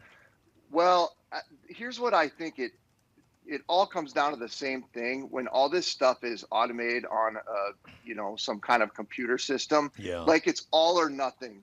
There's no in between. I know that's what we're finding with this system that our directors are training on and our producers are trying to learn. It like either works or it really doesn't. And unfortunately, when it doesn't work, we're the ones who, are kind of left there, wavering there in the wind. But I don't know. Well, I mean, if it happens, it happens. And by the way, Brittany, You didn't have to write me a note. You could have just said it to me. Brittany just wrote me a note that said, "You want me to call Gina and tell her to get off her ass?" I didn't do that. I did not do that. He's making that up. The level of sweaty that I will get if you think that I'm going to talk to Ginny like that. I just love it how you panic. Of course I've known I Ginny do. since she was 8 years old, for Christ's sake. Yeah, She's well, fine. we live different lives. I don't know if you know this, sir. Hey, I'd protect you. Don't worry about it. Yeah, I'm sure. No, I You know, I've heard from other people in like the corporate world who work from home and everything now is that the world has become so Zoom heavy and video conference heavy and whatnot that like people are way more tolerant of video and audio hiccups than they ever were before because now the rest of the world sort of understands the same stuff that we've been going through in television and radio for, decades now. Like, when we, have to kind of fumble around and, excuse us, we're experiencing technical difficulties right now. Well, when people are doing these video calls, it's happening to them all the time now. So like they understand it. And I think people are pretty tolerant and get it that like technical stuff happens. So that's. No, I mean, Sandy this morning, his signal was breaking up too. So is it the smoke in the air? Is that what it is? Let's blame Canada. Yeah. Blame Canada. Chris, do you ever have it then in live news where they're supposed to play some video and that doesn't pop up, so you just have to fill? Always. Really? Oh gosh, yeah. What do you talk about? Do you have backup scripts that you can do, or do you just have to? It depends what the topic is and where it's happening in the newscast as to how you work your way around it. But you guys know this is no different in radio. The magic of what you do is to, when things are not happening the way they're supposed to be doing, so nobody ever knows about it. Yeah. Like last night we were, I'm off today because we were at my son's actual graduation ceremony last night at US Bank Stadium. And they had a teleprompter set up for him, which I thought was crazy. But they had a teleprompter set up for all the speakers, and the superintendent was reading, and the teleprompter got screwed up. And he just stopped, and he's like, waiting for the teleprompter to catch up here for a sec. Whoops. Okay, and then he kept going. And I mean, whatever, like it's a real moment. It happens. It's no big deal. But I was just thinking about that. I was like, you never want to do that when you're on TV. Like ideally you just don't call it out. You sort of find a way to work your way around it, or, I don't. Or you just sit there and stumble and look like a fool, and people find it endearing and humanizing. No, you look in the camera and go, I don't know whose fault this is, but you're fired. Literally, that happens every day, and Tom says that every day. Every day. You're fired. We're definitely scars and all on this show, but we appreciate that our news is not. Yes, that's right. Exactly. Had I known you had today off, I would have asked you to come in on the family podcast today because Ryan Winkler's coming in. I love Ryan Winkler. He's a great guy. Oh, cool. Yeah, I wouldn't probably have been able to do that. I was thinking about that this morning when I got up, that I was like, well, I should have just driven over there, but don't worry about us. You can. I like the shirt you got hanging right over your left shoulder there. It's really nice. I think that's my daughter's sweatshirt. It's my daughter. He goes to get it. Oh, do you have that poured cement in your basement? Look at that. St. Thomas. That's not your daughter's. Do you have that? Yeah, it is. There's no way a sweatshirt that big belongs to your daughter. Oh, it's oversized. Girls wear girls wear the oversized. Yeah. I was going to say. Yeah. You buy things your size. Come on, Tell her to cut back on the Dairy Queen visits. Also, let's not attack the size of a teenage girl, sir. I know she was. Well, look at how lithe Dad is. They're fine. This is your basement, I'm guessing, right?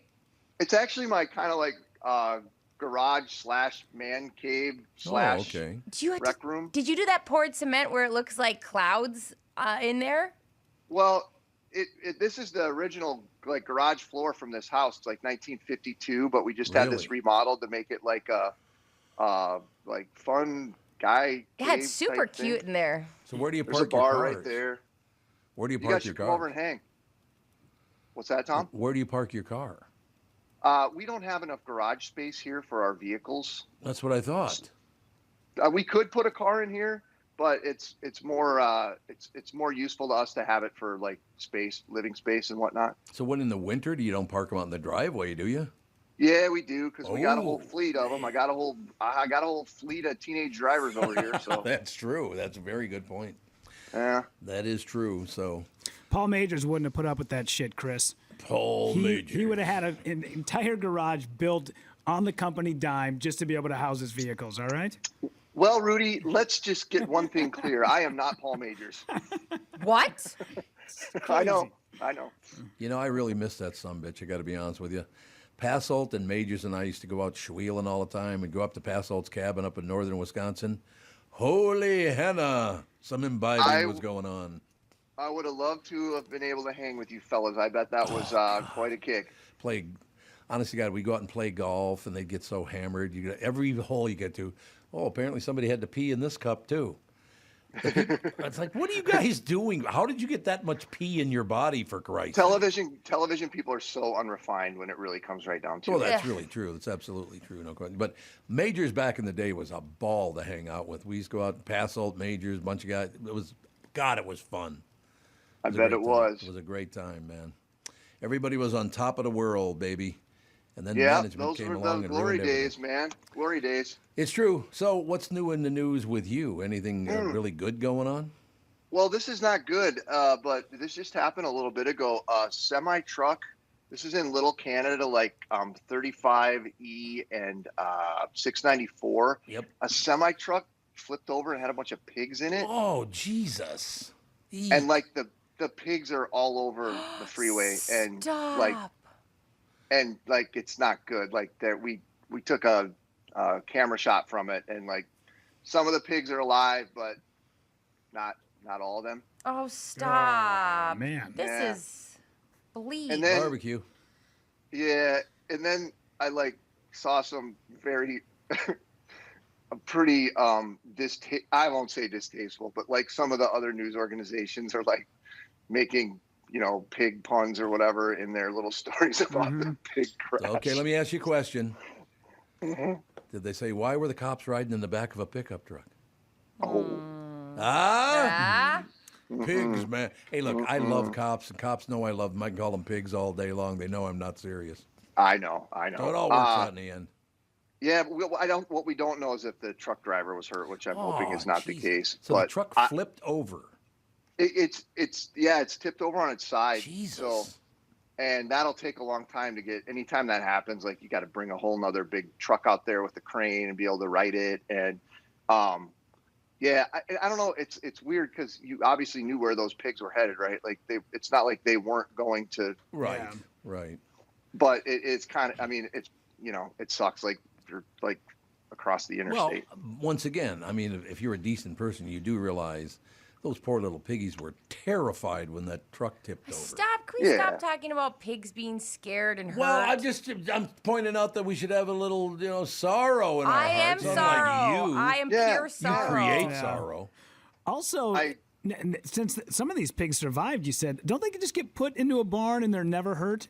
Like they should be, like when they should get pardoned. Yeah, absolutely. Pardoned. Yeah, you survived a plane crash. Like you should just sort of get to live out the rest of your days. Yeah, they should get in pardoned. Peace. Absolutely. Pardon the pigs.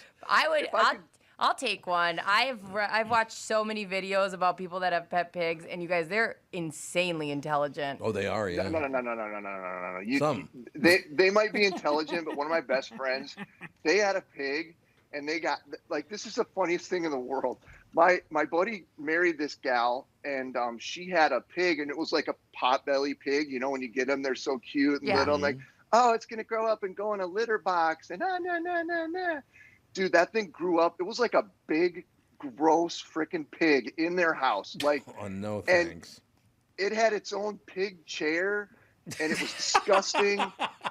And they moved across the country, and they freaking were in a U-Haul. It was like my buddy, the freaking pig, and his fiance or wife at the time, like driving across the country with a freaking pig, like right there. It's disgusting. A full-grown pig. I'm still waiting for the negative. I've just heard they live an awesome life. You're jealous.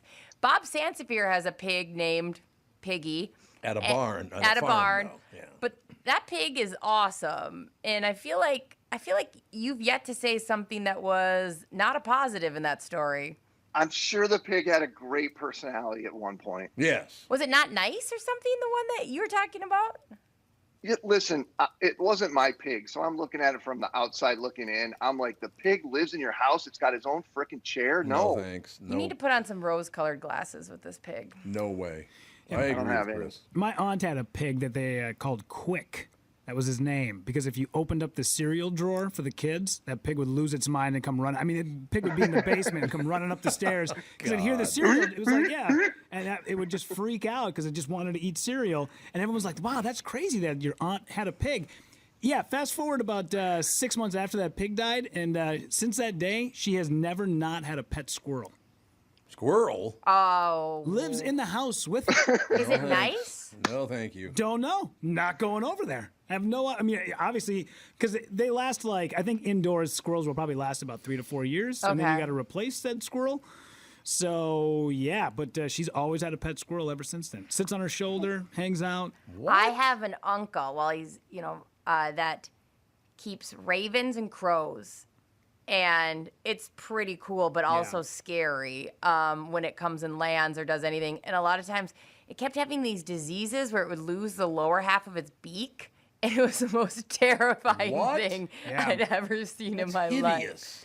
But yeah. Smartest animals on the planet, crows. Yeah. Hands down. Yeah. There's videos of them like finding like acorns and they try to break them open. And if they're not quite thin enough on the shell, they'll take the acorn and they'll put it in the middle of the street and they'll wait for a car to run it over it, and then it'll go and grab it. They do. Name me any other animal on the I can't get my dog to piss in the same spot in the winter in the middle of our backyard, and there's 4 feet of snow, and this tiny little bulldog goes back there. But yet these animals have figured out how to crack nuts with cars. Yeah, and people will do this thing with crows that they will set up a trading system for anything shiny. They'll have like a food dispenser, and if they put something shiny and weight it on there, food will come out. And they have they have crows delivering them rings, necklaces, coins. Wow. And the crows will keep doing that, and that's all I wanted to do during the pandemic. And my neighbors were like, "Hard pass. We are not making this a crow interstate. This is not the crow-de-sac." I was going to try to say cul-de-sac. Crow-de-sac.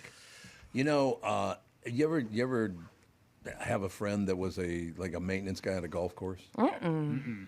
I am not kidding you. The things that they find up in those crow's nests, you said, bet. Bracelets, watches, phones, they come and steal everything and put it up in their nest. Now, that's so cool. This past winter, Catherine and I on vacation, playing a little golf down in Florida. She hits her beautiful drive. I mean, Catherine, if she gave a rat's ass, would be a great golfer. She really would. It'd be really good. She hits this beautiful long drive right down the middle. As we're walking up the fairway, a crow sweeps down, grabs her golf ball, right? Mm-hmm. Grabs her golf ball in its mouth, flies up in a tree. Now, the crow's looking at us as we're walking toward where the ball used to be, and as soon as we get to that point, the crow leaves the tree, flies right over our heads. Look, I've got your golf ball. How crazy is that? It was really weird. It's like, ha, ha, ha, ha, ha, ha. I mean, there's no question that crow did that on purpose. No question. That's so wild when you have a bird enemy.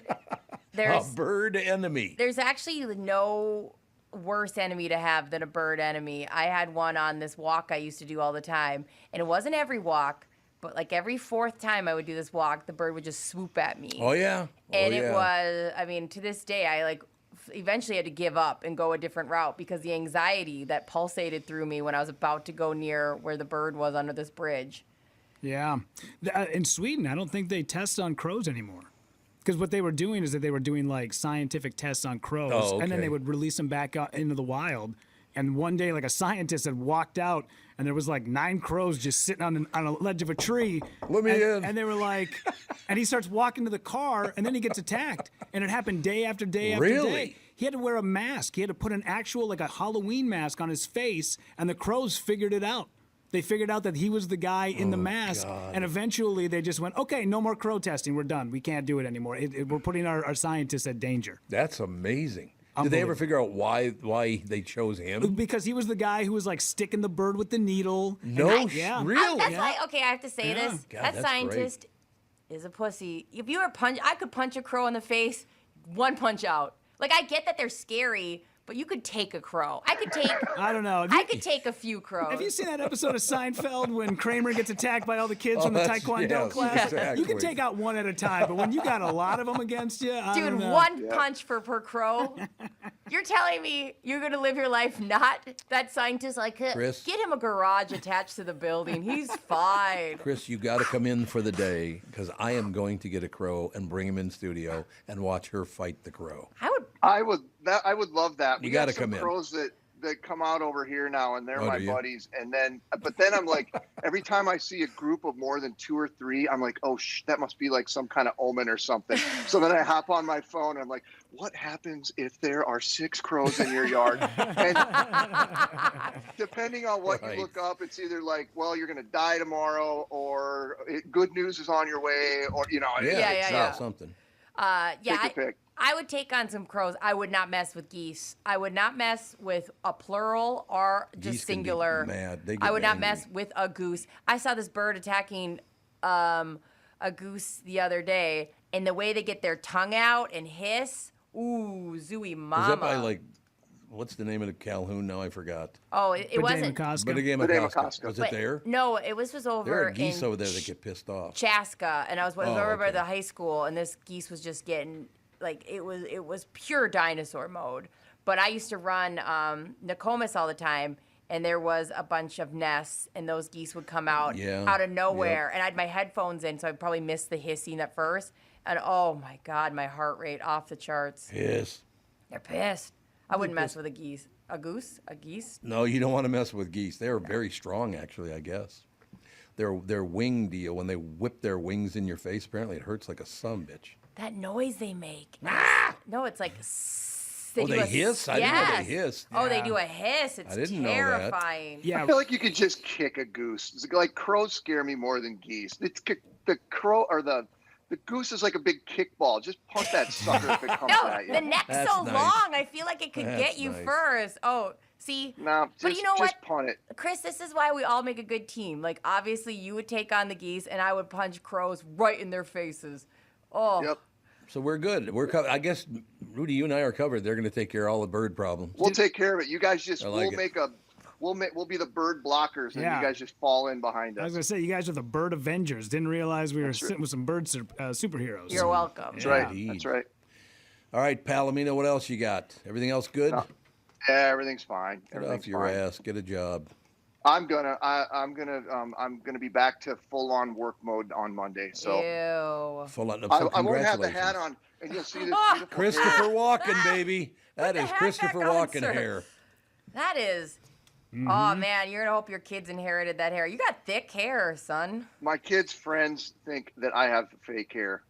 They do? They're like, because they're like, none of their dads have hair anymore, and they're like, your dad's hair must be a wig. I'm like, nope, it's all real, baby.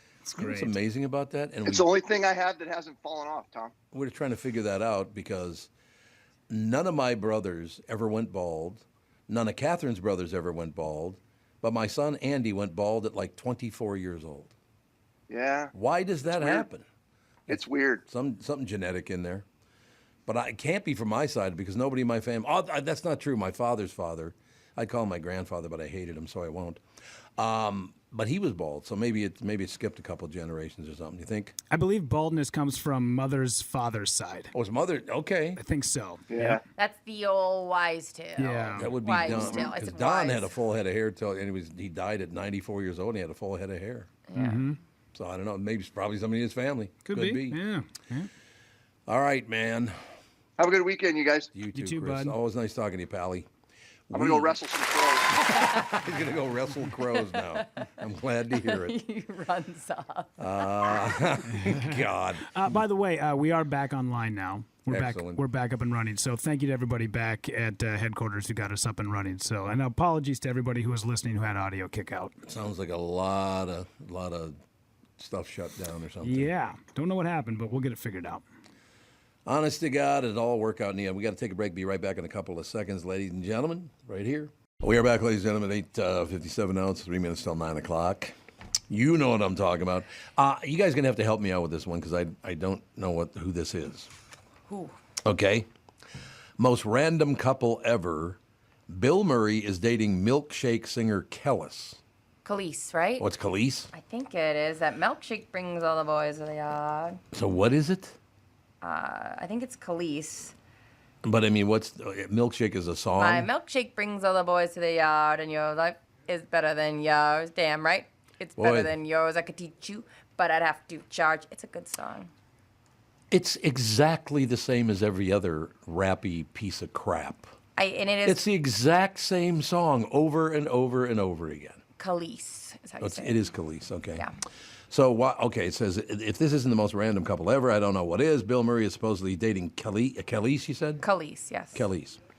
You know, the lady whose milkshake brings all the boys to the yard. He's 72 and she's 43. But he's also very wealthy. Let's not forget that. Yeah, he's also very, he's not a young...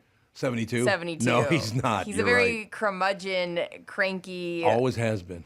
Old 72. I tell you what, though, I've interviewed him a few times. I've never met him in person, but I've interviewed him a few times. He does a great interview. He's really good with interviews. That's great to hear. So I don't know why it is that he has such a problem with most people, because I never had any problem with him. He was on once with Ahmad Rashad, and I took a shot at Ahmad as a joke, and I thought Bill Murray was going to choke to death. He thought it was wonderful. Oh, that's good. Bill's been spotted attending some of her shows in the UK, and a source says, quote, they've met up in the States before, which got people in the industry talking, and now are meeting up in London while they both are there. They've clearly hit it off. Why is that even national news? It is a weird couple. I'll say this. That's a weird couple. Is it? Yeah, I can't imagine them interacting. They are not from the same multiverse. That's weird. Oh, okay. So you just think it's a weird... obviously they're attracted to one another, and it's not like they're getting married. Well, why wouldn't they hang out with each other if they weren't attracted to one another? Why? That's what I ask. Is it a money deal? Why is Khalees hanging out with Bill Murray? Well, she's in the news because of it. This is true. She's getting a little attention from it, so that might have something to do with it. Here's the combo right here. Oh, you got a picture of them? They're not actually together. This is photoshopped. Wait a second. She's only 42? This is I feel like a bad picture. She looks as old as he does. No, she doesn't. She does, too. It was just a bad photo. She looks way younger than him. Neither one of them's very good looking. All Let me just point that out. Not that I'm, Paul Newman. Do you think this is real? I don't know. Who knows anymore with all that crap? Who knows? I wish Bill Murray'd make some good movies again. The last few movies have not been very good. I saw one on Apple TV where he was somebody's kind of dad that was sporadically in and out of her life, and it wasn't too bad. I can see that. Have you guys seen a movie recently? Like I said, Catherine and I watched Hypnotic, which we thought was good. It wasn't great, but it was good. But people hated it, apparently. Some people just hated it. Yeah, we got a lot of negative reviews. Yeah, so who knows? I thought it was okay. I didn't think it was, The Godfather or anything like that, but it was enjoyable, I thought.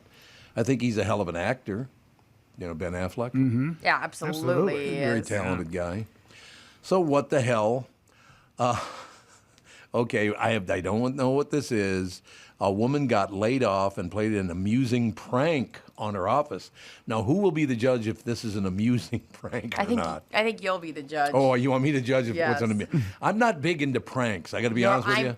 Not a prank person. Oh, God, I am not hate a prank pranks. person. I don't like it when it feels like it takes it too far. When Rudy told us about the time that somebody, and I'm saying this in parentheses, kidnapped him, that was one of the most, the worst things I've ever heard, that I've ever experienced, and it was only verbalized to Wait a me. minute, what's this? Yeah, I told this story a couple of weeks ago that when we were in high school, my quote-unquote best friends played a prank on me where they pretended to kidnap me and tried to shove me in the back of my own car. They were all wearing ski masks, and they came out of nowhere and tackled me and tried to... And, of course, because back then I was, a $135 and a little wiry, and I kind of slipped out of their grasp and then took off running and had to call the cops. Yeah, it was... So you had no idea who it was? Had absolutely no idea. It's not funny in the least. No, but that's what you do in small towns. You got nothing else, so you pretend to kidnap people. Yeah, that's a weird deal right there. Oh, it's terrible. It's a good thing you didn't have a gun.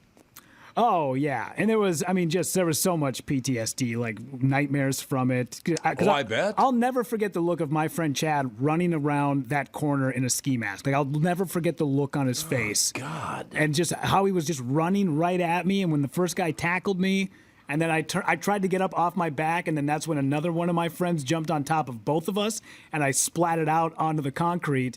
And then somebody grabbed a leg and wrapped it around my right leg and then wrapped it around my left leg, and I started to wrap the rope around. No, I'm nope. Yeah. None of this. None of this is gonna fly. Where did it happen? It happened up in Hibbing. No, but I mean, where were you coming from? It was, long story short, it was in a parking lot that was kind of in the middle of nowhere. Oh, okay. It was around the side of like this big industrial building, like a big pole barn building. So how did they know you were there? So this is where it gets a little, so a friend of mine wanted to buy weed. And he was like, oh, there's a car driving to this parking lot. So we're sitting in this parking lot, and then we see a car pull up on the other side of the building. And my friend Sean gets out and says, I'll be right back. And he walks around the building, and then I see a car go peeling out. So I drive around the corner, and I see my friend Sean laying on the ground. So it looks like he got knocked out. Right. Yep. Somebody stole his money. So I pull up to Sean and then get out of the vehicle to go help him. And then that's when I look up, and these guys came running behind this building and tackled me. All in ski masks, all wearing black. Yeah. Nope. Yeah. Nope. Don't love it. I probably wouldn't do that in a lot of places because you might end up getting shot right in the head. Like if somebody was driving by. Oh, yeah, right. And saw that. Yep.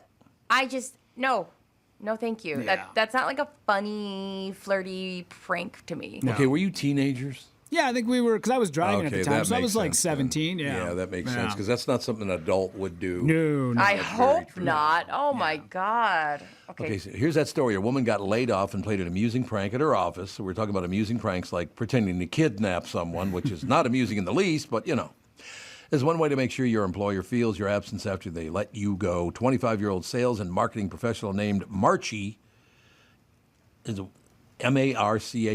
That's Marchie, isn't it? I think it might be Marcy. Marcy? But there's an H. With an H?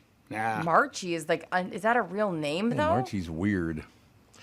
It's going viral on TikTok for a recent prank she pulled on her office after being laid off. She printed out a ton of images of herself, and there were speech bubbles where she'd be saying various things.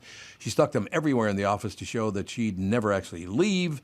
The best part is that she numbered them, and she skipped some numbers so they'd never think that they'd found all of them. She also shared an image that a former coworker sent her of them collecting the photos they'd found on a whiteboard. How did that make the national news? I don't know. Who gives a rat's ass? I thought that was going to be a good story. This prank gets, when things are getting so elaborate where I go, wait, what? You know who she looks just like? Who?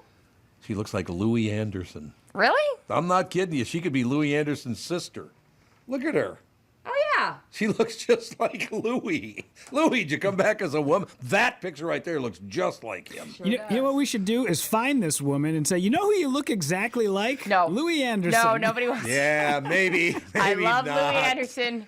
If somebody told me I looked like him, it would not go well. I made that mistake about 3 weeks ago. What did you do? There was a woman who was on stage at a show, and she was a little bit of a bigger woman, but very funny, incredibly funny. And as I'm sitting up there, I look at one of the other comics and I go, doesn't she remind you of Mike, who's another comic in town? And they're like, oh my gosh, yes, they look like they could be brother and sister. No. So we're in the green room and I said, you are incredibly funny. I'm like, I've never seen you before. You are so funny. And she said, thank you so much. I said, we were all talking. I said, you could definitely be another comic, Mike. You could be his sister. And she's like, well, what's Mike look like? And I showed her a picture of Mike. She was mortified. Yeah. Mortified. She was like, you think I look like that guy? I'm like, okay, hang on a second, sister. Oh, God. Because Mike's got kind of a pot belly and he's got a bunch of tattoos, but he looks like a Campbell's soup boy. He's got the big cheeks, and everything she was like, nope, not great. And we don't love it. It was in that moment where I was like, I probably should have kept my mouth shut. I realized in that moment I made a huge mistake. Yeah, insert the Wonder Years voiceover. Totally. That was when he found himself with a fork in his thigh. I love that narration, by the way. That was good narration. Daniel, what was his name? He was one of the wet bandits from Home Depot. Or not Home Depot, Home Alone. Sorry, Home Depot, you know. But I was following. I was like, I know that the words he's saying are wrong, but I know what he's saying. Yeah. That's not the one. I think you got to think twice before you start talking about what people look like. Do you get a celebrity people think you look like? I get a lot of Charlie Day. Oh yeah, you get the vibe. I can see that. Yeah, I can see more of the vibe than the looks. Because, like, especially when I get all animated and upset about things, because then my voice just goes super big like this. Yeah. And it's just like Charlie. Exactly, yeah. How about you, Tom? Do you get any lookalikes? Yeah, but I can't. His name is Ian something. I think he's an Irish or English actor. Okay. I don't think I look anything like him, but some people, and I think maybe it's just the faces he makes that like I make the same kind of face that he. I see. What the hell's his name? He's in Tombstone. He was in. You'd know if I saw his picture. You'd definitely Ian. I can't remember his name, but he's got an accent. I don't think I look anything like him. Maybe it's just a scowl. Ian Wolverton? No, I don't think that's it. Because he was in the movie Tombstone. Ian Wolverton is his name? Yeah. Fleming? Not Ian Fleming. No, he was a writer. I don't remember the guy. Huh. Ian Gillan? Is that somebody? Try that. Who is Ian Gillan? Gillen? Somebody just said, I think it's Ian Gillan, but I don't know. I will look it up while you're looking. Okay, Ian Gillan, English singer. I guess maybe I could see a little bit of the vibe. Probably not when he was young. He's got blue eyes, so I could see that. Well, I don't think that's the right guy then. Okay. So Ian Gillan. It's Ian Gillen. I'll take a gander here. You know who I always get? No, that's not the guy. No. It's a different guy then. Huh. I can't remember. I was trying to think of what the hell. He's in a lot of cowboy movies. Whatever. It doesn't matter. Brian Dennehy? No, not Brian Dennehy. You got a little Brian Dennehy in you. He weighed about 500 pounds, No, but he other than did that, not. died young of fat. Brian Dennehy's still alive, isn't he? Hell no, he's dead. Yeah, he's died 2020. Jesus. April. You look like a dead guy, Tom. Okay. The pandemic was starting, and he's like, I'm out of here. Do you know who I get all the time, and I swear it's just because of her eyebrows, is Lake Bell. Do you guys know who that is? You look so much like Lake Bell. I never realized until you just said it. Yeah, I get that look one. that up. Yeah, I honestly think it's only because of the eyebrows, and I get a lot of like Oscar the you know what I mean? I get anything with my eyebrows, I get a lot of. She's in a movie called In a World. It's so good. That's all about the voiceover world. Tom, you should watch that. That's a really good movie. Why don't you be pissed off at your friends? She's a homely version of you. Well, that's far too nice because she's far prettier than me. Oh, the hell she is. She's not even close to as pretty as you are. I agree with Brittany. She's way prettier than Thank you. I honestly don't trust anybody who says the opposite. AKA Tom. She looks like Ian McShane. Everyone keeps writing That's in. it. That's McShane. exactly what it was. It's Ian McShane. They're 100% right. So do I look like Ian McShane? Yeah. Oh, I do? Absolutely I'll you look it do. up. Ian McShane. Yeah, that's the guy right there. Okay, let me look at the picture. I mean, he's got some goofy faces, but the ones where he's just doing kind of because he looks like a crabby bastard. Is that why I look like him? That is the guy, though. It is Ian McShane. You're right. But with the curly hair ones, not when he cuts his hair too short. You see the one picture where he's pointing back at the camera? Oh my God, so many people wrote in Ian McShane. No, I could see that I do look, when he's pointing back at the camera, I do look exactly like him in that picture. Yeah. God, why couldn't it have been some handsome guy? Explain it to me. Yeah, well, it's almost better. Oh, she didn't even argue the point. What do you mean? He's fine. You're a hot version of Ian McShane, don't and I'm an ugly Don't try to version make of up Lake now. Bell, and Don't we live try our to lives. make it up now. You're out of the mix. Did you guys see this picture of Ian McShane when he's laying on a bed naked with a Labrador in between his I'm legs? gonna have to look at that. What? Where the hell did you? What? Oh, hell, this is so Where? weird. I think it's that's a dachshund. That's okay, I can't see. I have a lack of a better word. That's a wiener dog right there. Oh, I'll show you, Tom. Okay. I Don't do know worry. it's a dog, though. I can see that. My computer has seen worse. That's not him, is it? That's 1,000% him. They put his head on another person's body. That head's way too big for that body. The 70s were a wild time, my man. Yeah, You never okay. know. They put a wiener dog. It's Here, look, what's so all over my wiener. It's a wiener dog. Poor dog. Ian McShane's wife. Let's see if it looks like Catherine. Oh, she's actually a very pretty woman. Gwen Humble. Man, Yeah, his wife's far too attractive for him, just like me. this got me down a rabbit hole. Now I'm looking at the Burt Reynolds when he's laying out on that. Oh, yeah, with his hand over his... Yeah, love that for me. Remember Johnny Carson's great line about that picture? What's that? because Burt Reynolds came on the show after they did. But there's a picture of Burt Reynolds laying naked on his, I believe, left side, and his hand is covering his junk, so you can't see his package. Yes, right? sir. And Johnny Carson goes, "Oh, by the way, I saw that picture of you that was posted. Very, very impressive. I don't know if you know this or not, but before they contacted you about doing that, they wanted me to do the picture." This is Johnny Carson saying this now. They wanted me to do the picture, but they couldn't find a catcher's mitt. Oh, that's so good. Carson was hilarious. Ian McShane's wife is gorgeous. Yeah, very pretty. Very pretty woman. So is she related to Catherine? Because they're both nuts. Ian McShane and me. Nice choices. Nice choices. That's all we're saying. No, yeah, there are some pictures I do. Not all pictures. There's some pictures I don't look anything like him, but some of the pictures I do look a lot like him. You're right. And I'm not saying that I'm proud of that. I'm just saying it's a fact. Sure. Yeah, yes. You see what I'm saying? Uh-huh. You feel me? Bro, I feel you. Did you just call me bro? I would love to say that I'm in this bro. conversation, but I'm looking at like 70s half-naked men laid out on things. Well, thank you. So how's that going for you? It's going okay. It's surprising like what they got away with in the Who's that 70s. Yeah. Some actor, Scott something. I have no idea who that is. It's Scott Brown, 1982. I'm just surprised how much they could put on there.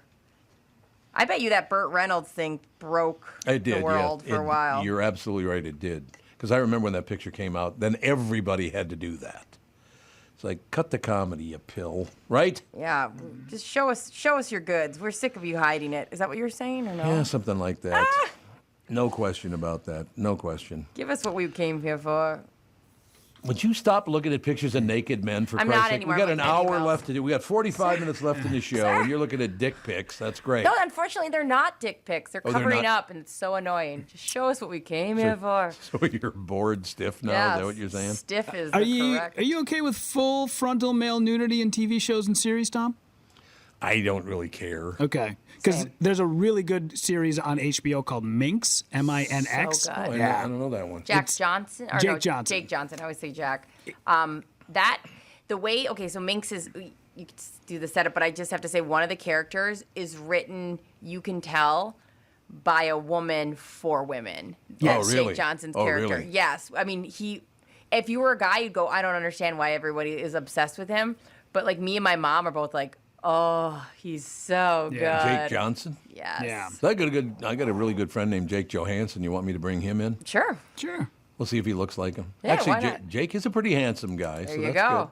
Good. Very funny, too. But He's yeah, a very funny guy.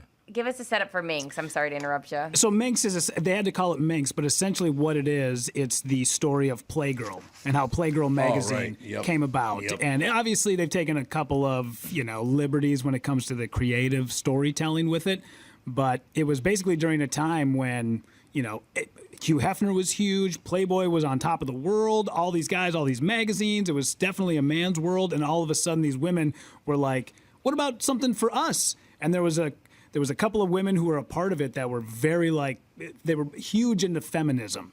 Oh, okay. And they said this is actually sort of liberating. And the next thing you know, they put it out, and housewives across America go bananas for it. Oh, really? Just like the Playgirl story. When that started hitting shelves, they didn't know what to do with it because people wanted it, and they were selling out everywhere. But there's this thing about women aren't supposed to have that sort of those magazines in the house, and it's okay for men but not women. And but it's such a great series. How do they get to the point that the men can do it but women can't? What the hell is that? I don't know. It's such a good show, and they really combine what do actual women want when they want the photos, but they also want more to it. And I thought that they did that show really well. What do you mean more to it? Like they want stories, articles. They want Oh, articles. There's really? a backstory to this guy rescues puppies and also has a mom he visits once a week. They want some background to it.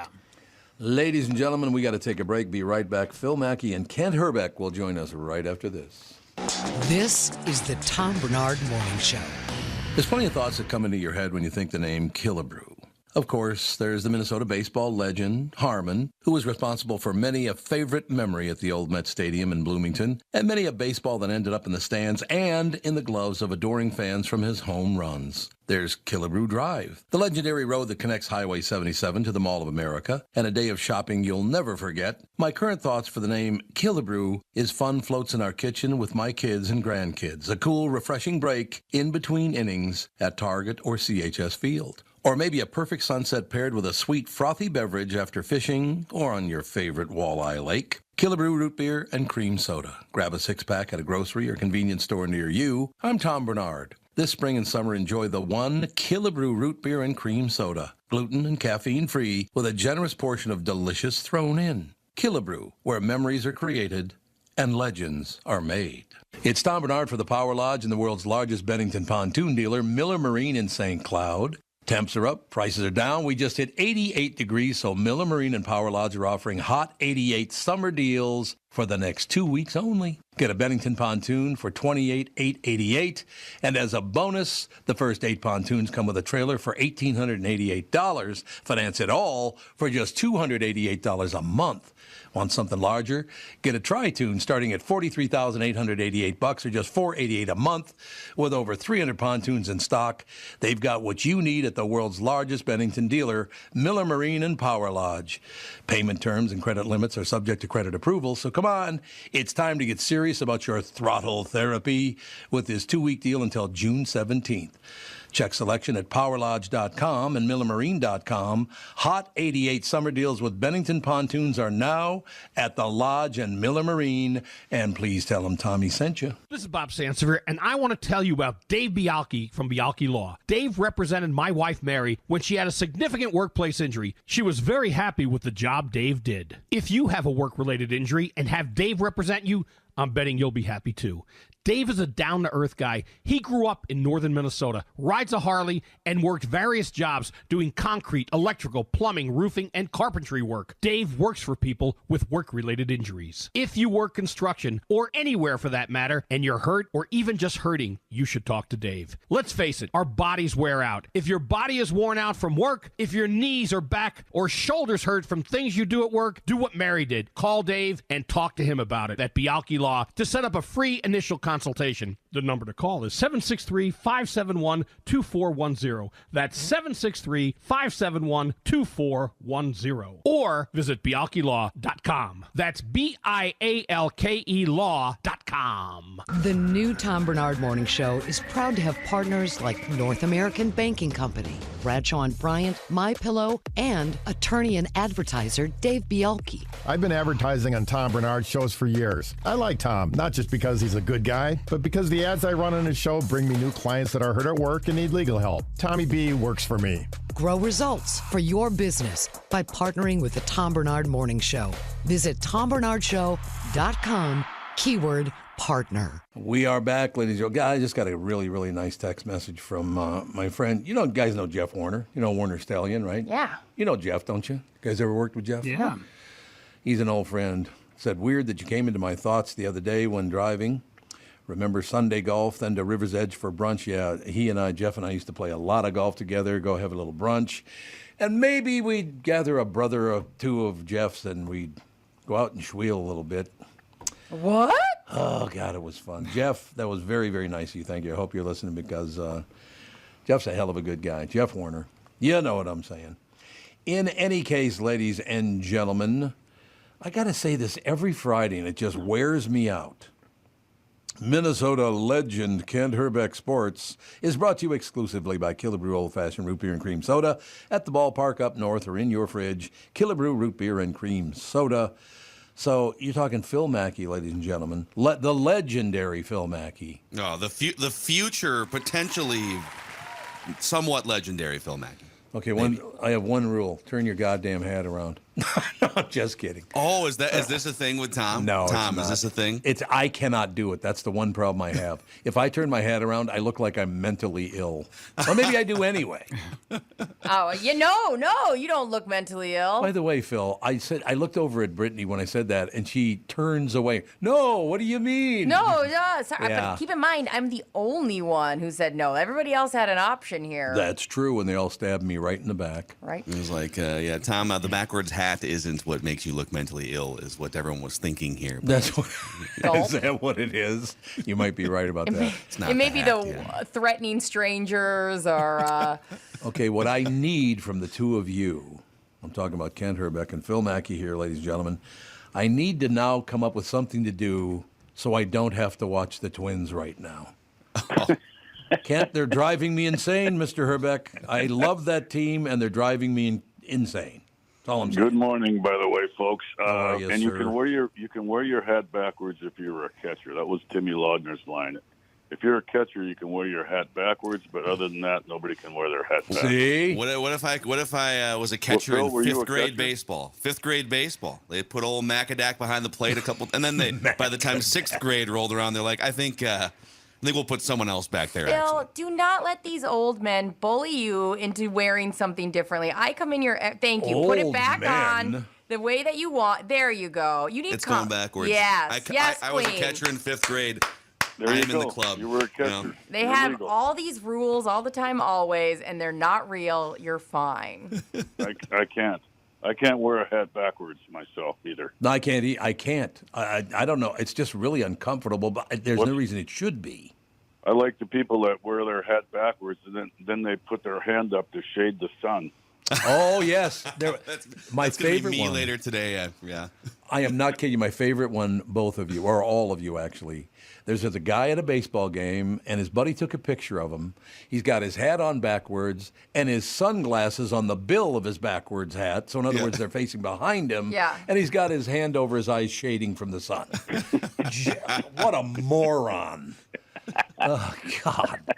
But at least the back of his head is properly protected against those aggressive UV rays. Yeah, exactly. On his neck. His neck was totally covered. That was good.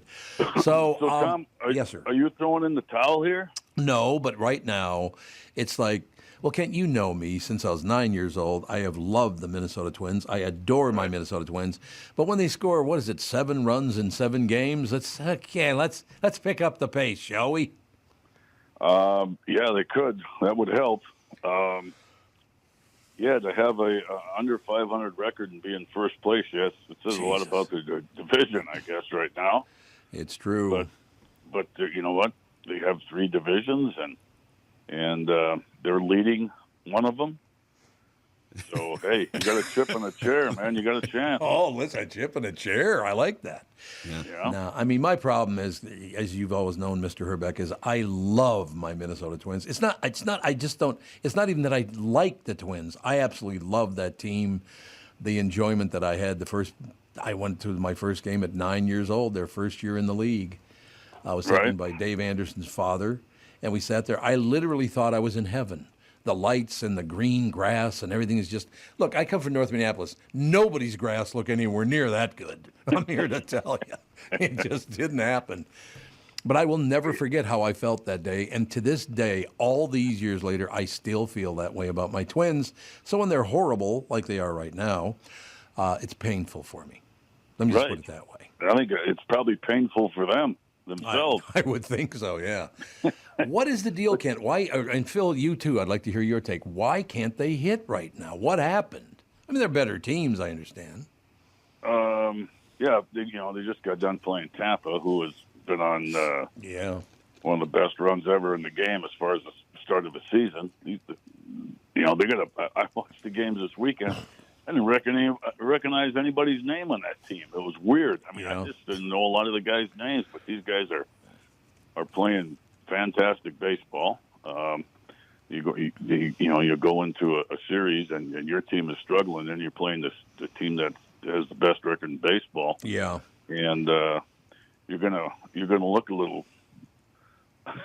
You're not gonna look good, and they didn't. They struggled. That's for sure. I mean, they had a couple chances in a couple of games. They kept them close, Yep. Except for one game, I guess. But no, you get in that funk, and usually, it's for a couple days, or a couple guys go in a funk, and somebody else picks you up. Somebody gets called up, or somebody else, goes at it and has, starts having a good week or whatever, or picks the team up a little bit. But they have got nobody right now jumping on and saying, "Hey, get on my back, boys. I'm taking the load here today," and swinging a bat. And sometimes it seems like it gets contagious. Well, they got the wrong disease right now. They got the contagious disease where nobody can hit. Right.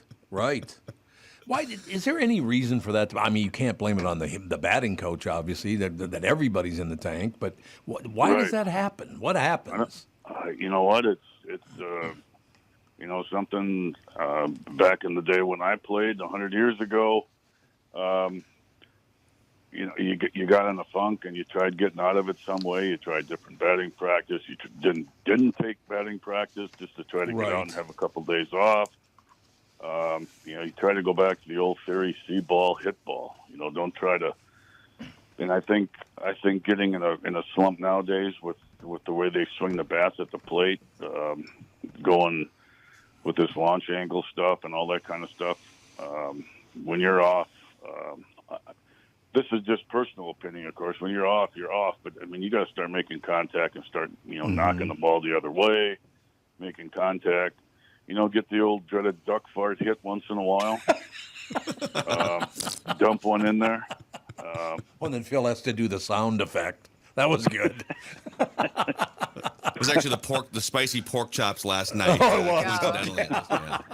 Okay. Smooth and stable. Shout out. I understand. That's the way we kind of went about it.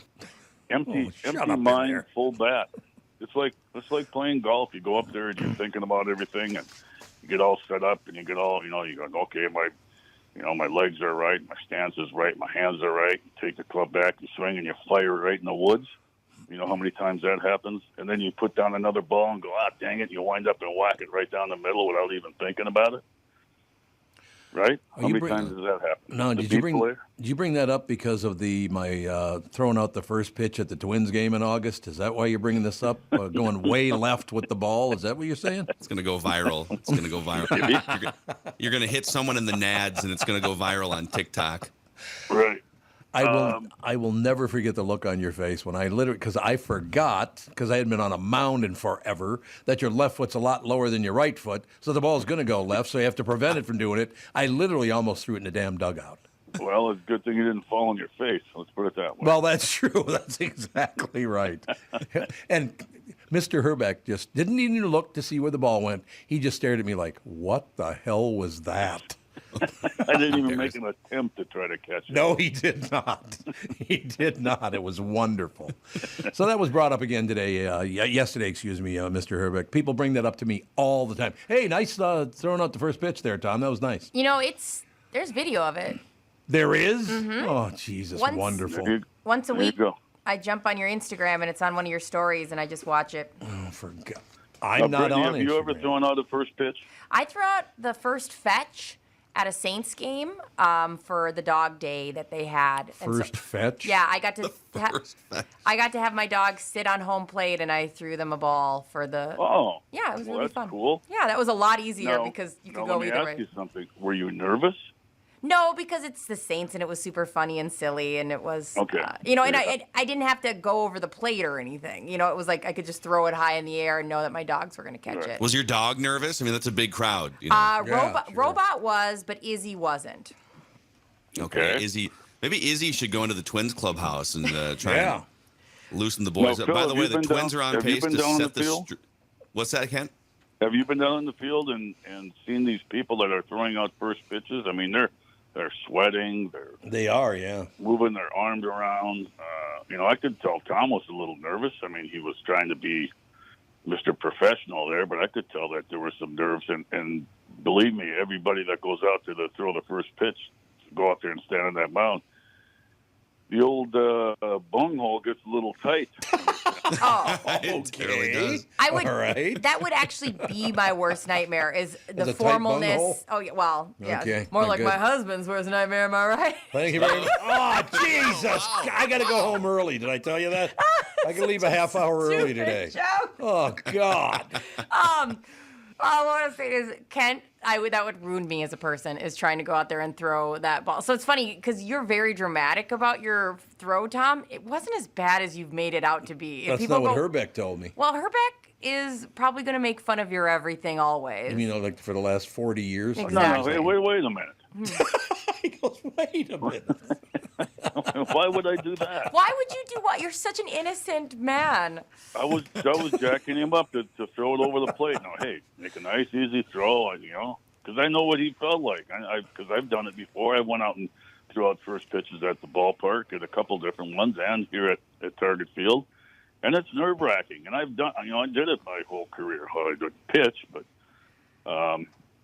you want to make a good throw, and people get nervous about it. And it's not an easy thing to do. I mean, you've seen all these wacky stars and stuff throw out first pitches, and I mean, they didn't even get close to the plate. If you look on, first pitches, the wildest first pitches or whatever. The mayor of Cincinnati is the worst one ever. I believe it was either Cincinnati or Cleveland. It goes 90 degrees out of his hand. It goes towards first base. Well, it's genius. It's genius PR because who no one ever talks about? The guy or gal that threw a perfect lob strike right over the plate, right? Yep. You know who everyone talks about? 50 Cent for hitting the Mets camera guy, That's right? Right in the groin. Yeah. That's right. It's genius Remember, PR. It's genius Mary PR. Tyler Moore threw out the first pitch at the Dome one day and threw a strike. Nice. Very nice. Crazy. Yeah, no one talks about it. It was a career killer for her. It was a chance for her to become nationally relevant by spiking one off, the Twins' first baseman's jawline. Sure. And instead, no one ever talked about her again. I don't think I could throw that far, period. I don't think It's I only could. 67 feet. I said Not what that I far. said, sir. Like, I think I'd have to do one of those running start ones. And Ooh, you should do that. Yeah. Okay, we got to set her up throughout No, the first no, pitch, God, 'cause no. I want I to see said you before. running up the back of the mound. I would love to see that. Nope, that's never going to happen. I'm never going to do that. The anxiety, I think, would take over. You know that all my neighbors we had friends, neighbors, all that stuff at that game. So to this day, if I do something odd, they'll go, yeah, nice first pitch. It wasn't that bad. If you go on our was Instagram, terrible. you can go to the Tom Barnard Show Instagram. It's in our stories. You can watch the video. Oh, look at Tom looking like a fool. Go there. It's not as bad as you've made it out to seem like you literally Hrbek's the one that made it out. He said I almost hit the center field fence. Shocking that Hrbek is in your head. Your BFF and you have been arguing and bickering, and he has something on you. Shocking. Yeah. Next time you get Judd on Monday, by the way, we used to do a thing called the athlete challenge, or anytime someone brought up, I could do that, right? Like the Houston Rockets in an NBA playoff game one time missed 27 consecutive 3-point shots. God. And Judd shot his mouth off on the radio and said, how is that possible? I could hit 1 out of 27. And we said, oh, you could, huh? Bet. Well, let's go down to the basketball court and give you a basketball and see what happens. Did that he hit footage is on YouTube. Not only did he not get 1 out of 27, I think he might have dislocated both shoulders trying after about 10. Right? Like he couldn't even get the ball to the front of the rim after the first 5 tries. It's like when you go bowling and you haven't bowled in years, and all of a sudden you're like, I'm so sore. The idea of throwing a ball that hard 27 times, game over, done. And that's the thing about the first pitch. Like most people aren't just throwing baseballs in their spare time, right? Maybe you played baseball as a kid. And now you're a grown adult, and someone gives you a baseball. You're like, I haven't thrown a baseball 60 feet in 2 decades, right? Yeah, it's tough. Well, I was one of the worst players to ever play catch with. I was terrible. I couldn't. Matter of fact, I had a phobia about when the pitcher tried picking a guy off at first base. And I'd catch it and I'd throw it back to the pitcher. I had this phobia that I was always going to throw the ball over the pitcher's head. Oh, yeah. Fired into the dugout because it was just a nut, instead of wind up and throw it and play catch. But this Timmy Laudner, he says, if you ever want to get loose, go play catch with Hrbek because you'll be running behind you. Go pick the ball up all the time. Well, and at the Metrodome, it's not like you play on a grass field. If you overthrow someone, the ball just kind of dies. At the Metrodome, that thing's going to the wall. Right. God, what a world. But it's not that easy of a thing to do, and Tommy didn't do too bad. No. You got to remember who was catching. I was catching, and I don't move around too much like I used to. Yeah, it was your fault. Like I was going to make a diving stab to catch it. All right, I'll have to look at it because I've never seen video of it. I just remember letting go of the ball and I went, "Oh, that went way left." It's really not that bad. It's so funny because in the video, the way the angle is, it doesn't even look like you missed it.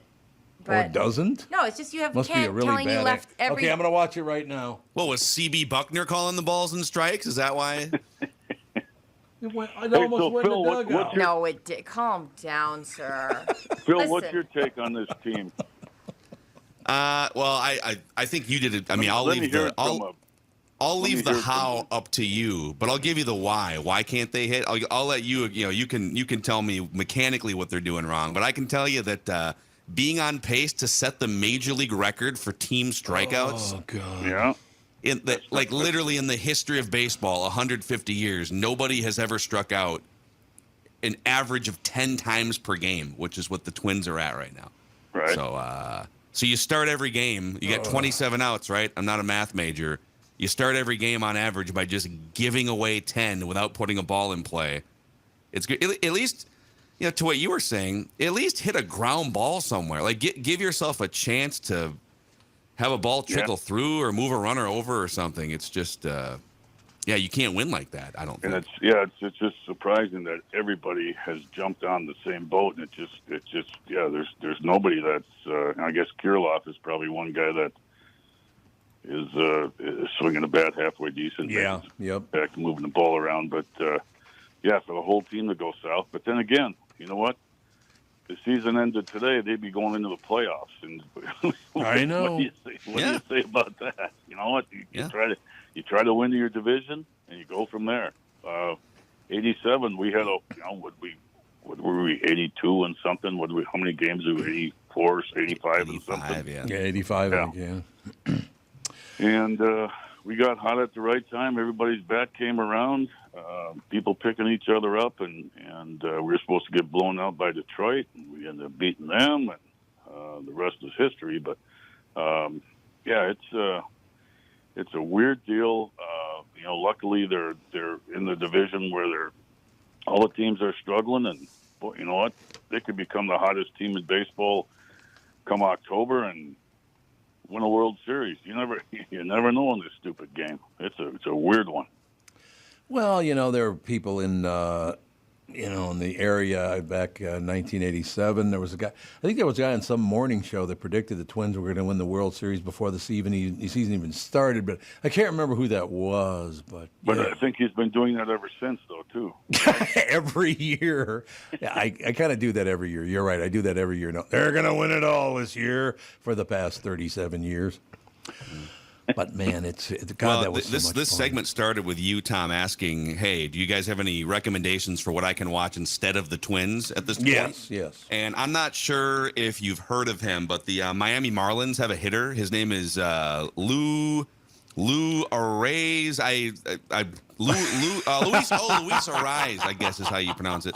So he's batting 403 in the middle of June right now. So if you're looking for alternate baseball teams to watch, how about that guy hitting 403 right now, chasing the first 400 batting average in about, 80 years or so?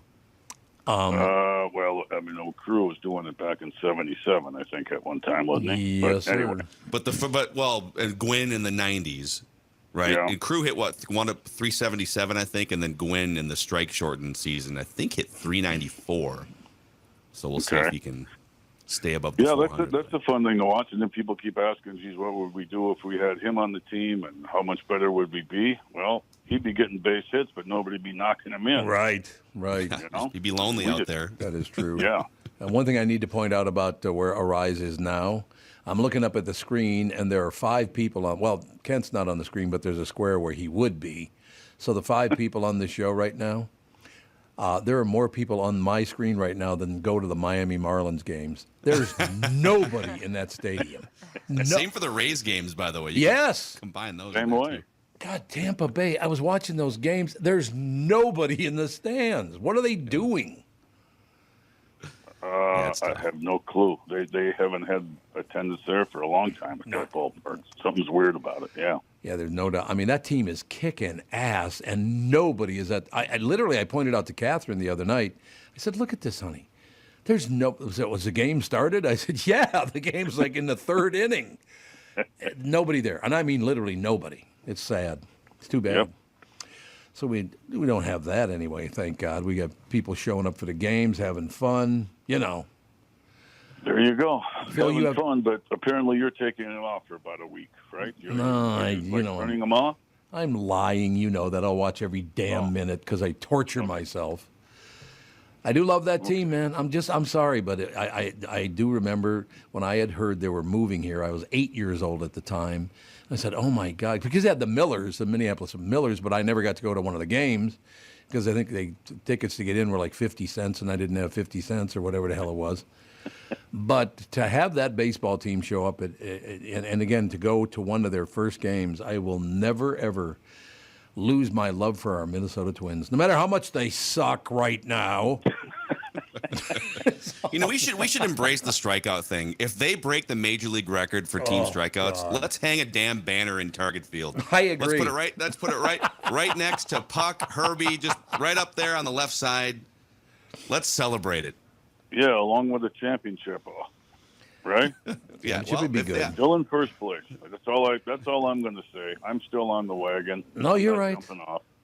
Yeah, like you've ever been on the wagon. Give me a break. Ain't that the truth? Ain't that the truth? Phil, do you have to get going? I got to bounce here. I got to go. I got to go spew some hot takes about our Minnesota Vikings getting rid of Delvin Cook here. So okay, the people need the Vikings hot takes. On the way out. Did they get rid of him? Is he gone? He's going to be gone today. Yeah, they're gonna say goodbye. They're getting nothing for him. They're not getting anything for him, right? They're just releasing him. No. God. Just a handshake. That's all they're going to get. And what is this Madison kid going to be the running back then? That's the plan? So it'll be a running back by committee for the first time in a while. You got Madison will start, and then they've got a couple of young guys. Ty Chandler, who they drafted last year from Tennessee, and then Dwayne McBride is probably in line to be a starter at some point. But guys you've never really heard of that are going to produce probably 1,000 yards collectively is my guess. There you go.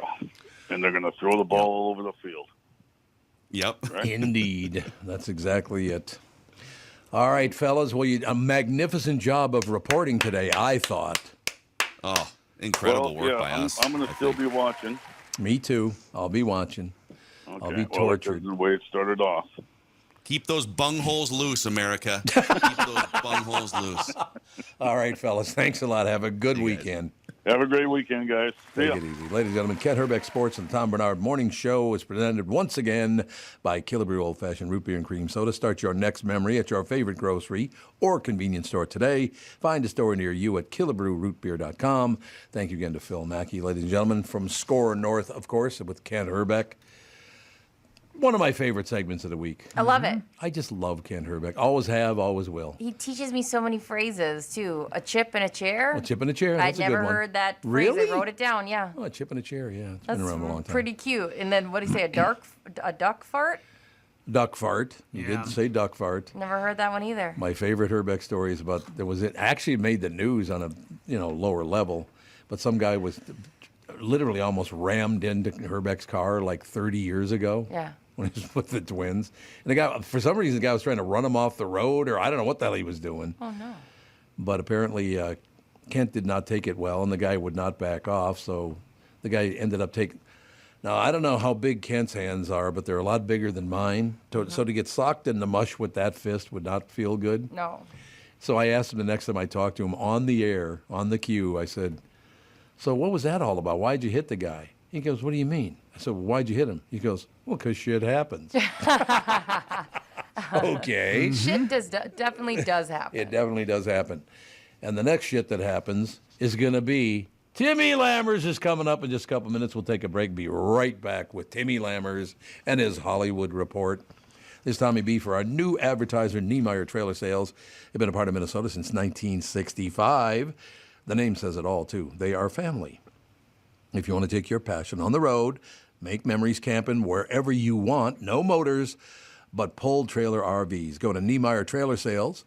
Father Jim Sr. started the business, and now brother and sister team Tim and Lisa handle Albertville, with Jim Jr. at the helm in Elko New Market. The best name in non-motorized RVs, with great deals on the best brands like Rockwood and Northwood. Nevaeh Trailer Sales truly outservices their competition with personable employees, often sons and daughters of this third-generation family-owned business, who simply do what they say they will do every time because their names are on the building. And with a huge selection of RV services pros, you will leave satisfied no matter what you're looking for.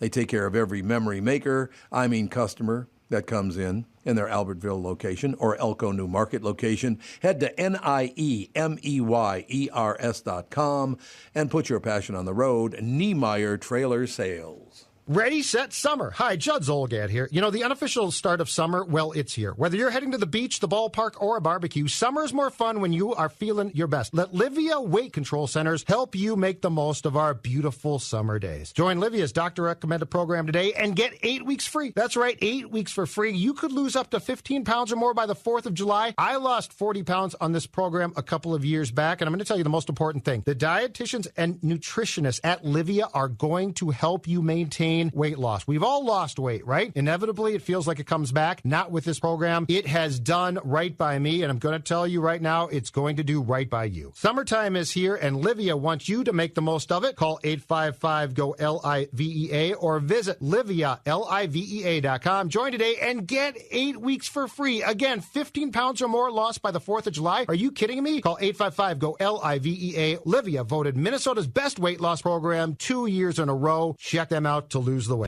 Welcome back, ladies and gentlemen. Timmy Lammers brought to you by Michael Bryant, Bradshaw, and Bryant, personal injury lawyers seeking justice for the injured. Michael Bryant and Timmy Lammers. How you doing, Timmy? I'm good. I caught the very tail end of Phil Mackey's thing about Delvin Cook. I am so tired about this daily stuff. Is he going to get traded? Is he going to get released? Right. All these clickbait headlines all over the place. And, you know, I think they should have got something for him, don't you? Well, you would think. I just assumed they would, but they got nothing for him. Yeah, although these days, and maybe they're worth a lot more than I think they are, but, you know, when you hear about, well, they got a 4th-round pick or a 5th-round pick, I mean, I guess now looking at this situation where he just walks away. Nothing. I guess 4th or 5th round is something, but, yeah, whatever. I mean, they're in the business of football. Apparently the Wilfs know what they're doing by letting him go, but I thought he was a hell of a player. Yeah, he was at one time, but I just, last year he was okay at best. Well, he's just one of those guys that just seem to get injured, you know? Yeah, that's true. Yep. You know, and so you can give him a big contract, and just like that pitcher we were talking about on the family podcast the other day, getting the big contract and like $40 million a year, $250 million contract that he pitched 31 innings and got hurt, and he's out of baseball. And he gets all the money. And by the way, there's no insurance. The team owes him every dime of $250 million. Oh my God! I mean, you would think maybe even Lloyd's of London, they're the high risk people. Why wouldn't they won't even touch it? Nope, they wouldn't even touch it. And there's a prime example. So, if you probably aren't getting the vibe, I'm trying to avoid talking about Transformers. Oh, I heard it's terrible. I heard it's just terrible. I keep picking these winners for you, Tom, because, you know, what was it last week? The Spider-Man movie, and then you have Fast and Furious. How many weeks ago was that? That's already on premium video on demand. Even though it's making money, right? It just shows you how quickly these shows or films go from theaters to video on demand, where you probably ultimately, if you're talking a family of 4, are paying a lot less. So we have another one this week. This is, believe it or not, the 7th Transformers movie. Jesus. Transformers Rise of the Beasts. Rise of the Beasts. Right. You know, Tommy, we got to hear your voices again, your voice, other voices on trailers again. They don't do trailers anymore. Yeah, they do. Why did they stop doing movie trailers? That makes no sense to me. It really doesn't. So Yeah, let's get on that, man. Also, I was thinking, you got great voices. The guy's name is Peter Cullen, who voices Optimus Prime. There's a new beast-like Transformer faction called the Maximals, where you have Optimus Primate. Oh, well. Optimus Primal, which is a gorilla voiced by Ron Perlman. So a lot of great voices in there, a lot of distinctive voices. So I'm thinking to myself when I'm watching this, God, Tommy should be voicing a Transformer, man. That sounds pretty cool. Yeah, they don't do them at all anymore. My favorite of all time is a guy named Alan Blevis. He was a Canadian guy. And Alan Blevis, I think his first big trailer was the movie Ragtime. When he came on and went, good times, bad times, ragtime. It was just beautiful. God, he was a great voiceover guy. Movie trailers were huge back when I was a kid, and now they don't do them at all anymore. Yeah. It's just I don't get action, and nothing aside from that. But I was actually talking about you could actually voice a Transformer because. You mean like an actual Transformer? Yeah, that's true. That too. You should be voicing the trailer and a Transformer. So, anyway, this film is the second of a reboot of the series. Essentially, in 2018, there was Transformer. It was Bumblebee. And they kind of went back to basics. They didn't have as many of these cars that transform into humanoid-like beings in a way. They still look like machines, but they have humanoid characteristics. Rise of the Beasts is a sequel to this prequel film. This is set in 1994, and it's sort of eerie because at one point, it's in New York City. You can see the Twin Towers from afar. Oh, really? Yeah, that's really, really weird. So it's about, we don't got Shia LaBeouf anymore. We don't have Mark Wahlberg. This is, again, oh, really? Time. So we have this character, an Army veteran named Noah Diaz, played by Anthony Ramos. And Brittany, I would imagine you know this guy from Hamilton, right? Anthony Ramos? Yes. And because how long was he with Hamilton then? Well, long enough to get all the recognition like Lin-Manuel and all those guys. Yes, absolutely. But it definitely launched some careers. Absolutely. When I saw Hamilton, he had left by then, but iconic. You saw Hamilton? I loved it. Oh, well, God. And that's the reason I had to go to her for that, because I knew no way in hell you're going to see Hamilton, Tommy. You would love it. That's what's so funny is you would love it. No, I wouldn't. Yes, you would. Catherine Brandt, one of her best friends, Patty is her name, has seen Hamilton 20 times. That's a lot. She loves that. I mean, she just absolutely thinks it's the greatest thing she's ever seen. I've seen it once, and I love musicals, and I went, that's good. I saw it once. I'm fine with that. But I don't. Lizard. Oh, there is a lizard. Lizard. Yeah, my son brought up his bearded dragon. Oh my God, that thing's Jules. huge. Is that real? It is real. Oh my God. Oh yeah, he's trying to punch you in the face now. Oh, it's a cuddler. He wants to just be on your shoulder. What's its name? Jules. Oh, there we go. He turns around so you can see his face. See, your I love that. Jules, some FaceTime. Your son knows what the moneymaker is, and it's that mug. It'll sit there. She will sit there all day if you let her. And what was her name again? Jules. Jules is cute. And you know what? The thing is, at first, you don't know the sex of these bearded dragons. And he could explain it to you better than me. But basically, when we found out it was a girl, he shortened the name from Julian to Jules. It's perfect. There you go. Jules, iconic. This is honestly kind of a little segue into what I do like about this Transformers movie is that, again, I mentioned Ron Perlman voicing like a Transformers-like a gorilla. The Maximals they're called, and they're all cool. I mean, they're really like tiger-like and a hawk and not a bearded dragon, but a gorilla. So that is different. So they're freshening it up. They obviously have Anthony Ramos. Dominique Fishback is another new cast member. They got new Transformers. It's not the Decepticons in this one. It's the Terracons. You still have the Autobots. Basically, they're all vying for this key that will get the Autobots back to their home planet. So, the plot is paper thin. But again, I like that they're mixing it up, but ultimately we get to that third act and it ends the way that all of those other Transformers movies ended. Yeah. Just crash, boom, bang, rinse, wash, repeat, whatever you want to say. And, maybe that's cool to the father and the couple kids that he's bringing. And that's fun. I mean, I don't want to deny that audience, but for people that have seen all the other movies, it's just more of the same. It's just old hat. It just feels way too familiar. So, I'm sure Joe from Louisville is not going to be happy with this review because he kind of gave me a warning about not knocking the Transformers on the family podcast. But you know what? It's just, you got to come up with something different, man. Not good, I'm not talking about just Transformers. I'm talking about get rid of the Fast and Furious, get rid of Transformers, get rid of the superhero movies, all of that, and give us something original, for God's sakes. And you know what was interesting about yesterday? Of all trailers they showed, this was interesting to me. They showed Oppenheimer, which is going to be great, but they also showed a trailer for Golda, which is the story of Golda Meir, played by Helen Mirren.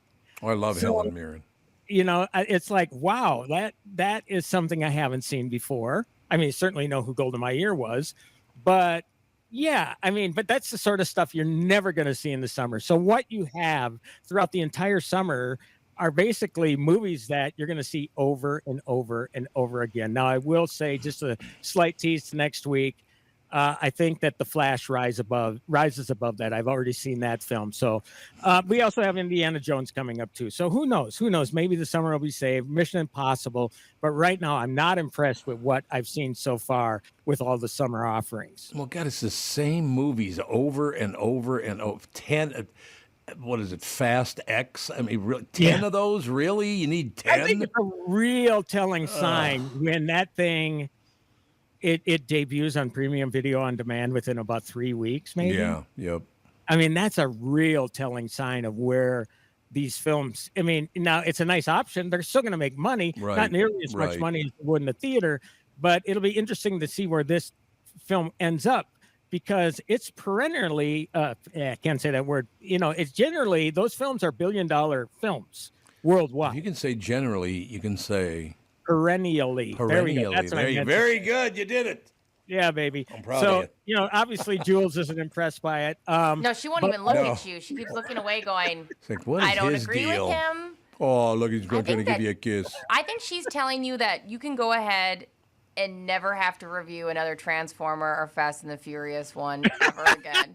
Good. I think we're fine with that. If they're going to do a Transformers, a Maximo, we need to get a bearded dragon in there, baby. Yeah, just go ahead and skip those ones because these sound terrible. Quick streaming recommendation. The docuseries Arnold is new on Netflix. A lot of stuff about Arnold Schwarzenegger that I didn't know coming into this movie. And I'm telling you what, after seeing this movie, maybe he's not the greatest actor in the world, but that man is driven and he wills things to happen. So a real fascinating 3-hour, 3-part docuseries Arnold on Netflix. Check it out. Do they go into because everyone's talking about that they had the show prior about his weightlifting and how he got there. But do they go into his cheating and stuff like that? Yeah, and that's what I admire about the guy. He has the guts to admit it. They talk around things. They're certainly complicated. Because he had final approval on this, right? But he's divided. The first part is about bodybuilding. Second part is about movies. Third is about his political career. And that's where they get into the whole cheating thing. Yeah. I didn't realize he was with Maria for a very, very long time. I didn't realize how soon. Yeah. So, it's interesting. And I like the fact that they went with the warts and all approach because he admitted it, that he effed up. That's what he says. Mm-hmm. And you know what? Mike Bryan actually saw him speak somewhere recently. We talked about, you have to ask him about it. And he was really impressed with Arnold and his honesty and just the entire speech. Again, the guy is a motivating individual if you give him the time to talk, and who's not going to give the guy the microphone? So I sent Rudy a picture before. I actually met him at the Mall of America at Planet Hollywood in 95. And I know the rumor out there is that he's shorter than 6'2". I can tell you that man is at least 6'2" at that time. He was a big fella. I will say this. There are 2 people in that photo, and only one of them looks exactly the same. Yeah, Bill Carlson, my late mentor, he introduced me to Arnold. Timmy, he was about 50 pounds, 60 pounds lighter, and he had a lot of hair and no gray beard. He didn't recognize me. Yeah.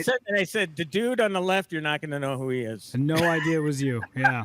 That's why. Well, Jules is on to something. She had to retire, so I think it's also time for us to retire. Yeah. Jesus. All right. Well, not retire for the weekend. Yeah. For the weekend only. Okay. Timmy, thank you. Thank you. Have a great weekend, y'all. And Tommy, we'll talk next Bye, Tuesday. Jules. Bye, Jewel. Or bye, your son. What's his name? Bye, your Chris. son. Bye, Chris. Oh, yeah. Bye. Oh, I'm getting off. Goodbye. Friend's arm. There you go. You're lovely. All right. See you later. Ladies and gentlemen, Timmy Lammers, brought to you by Michael Bryant, Bradshaw and Bryant, personal injury lawyers seeking justice for the injured. That is going to do it. We'll talk to you on Monday, the Tom Barnard Show.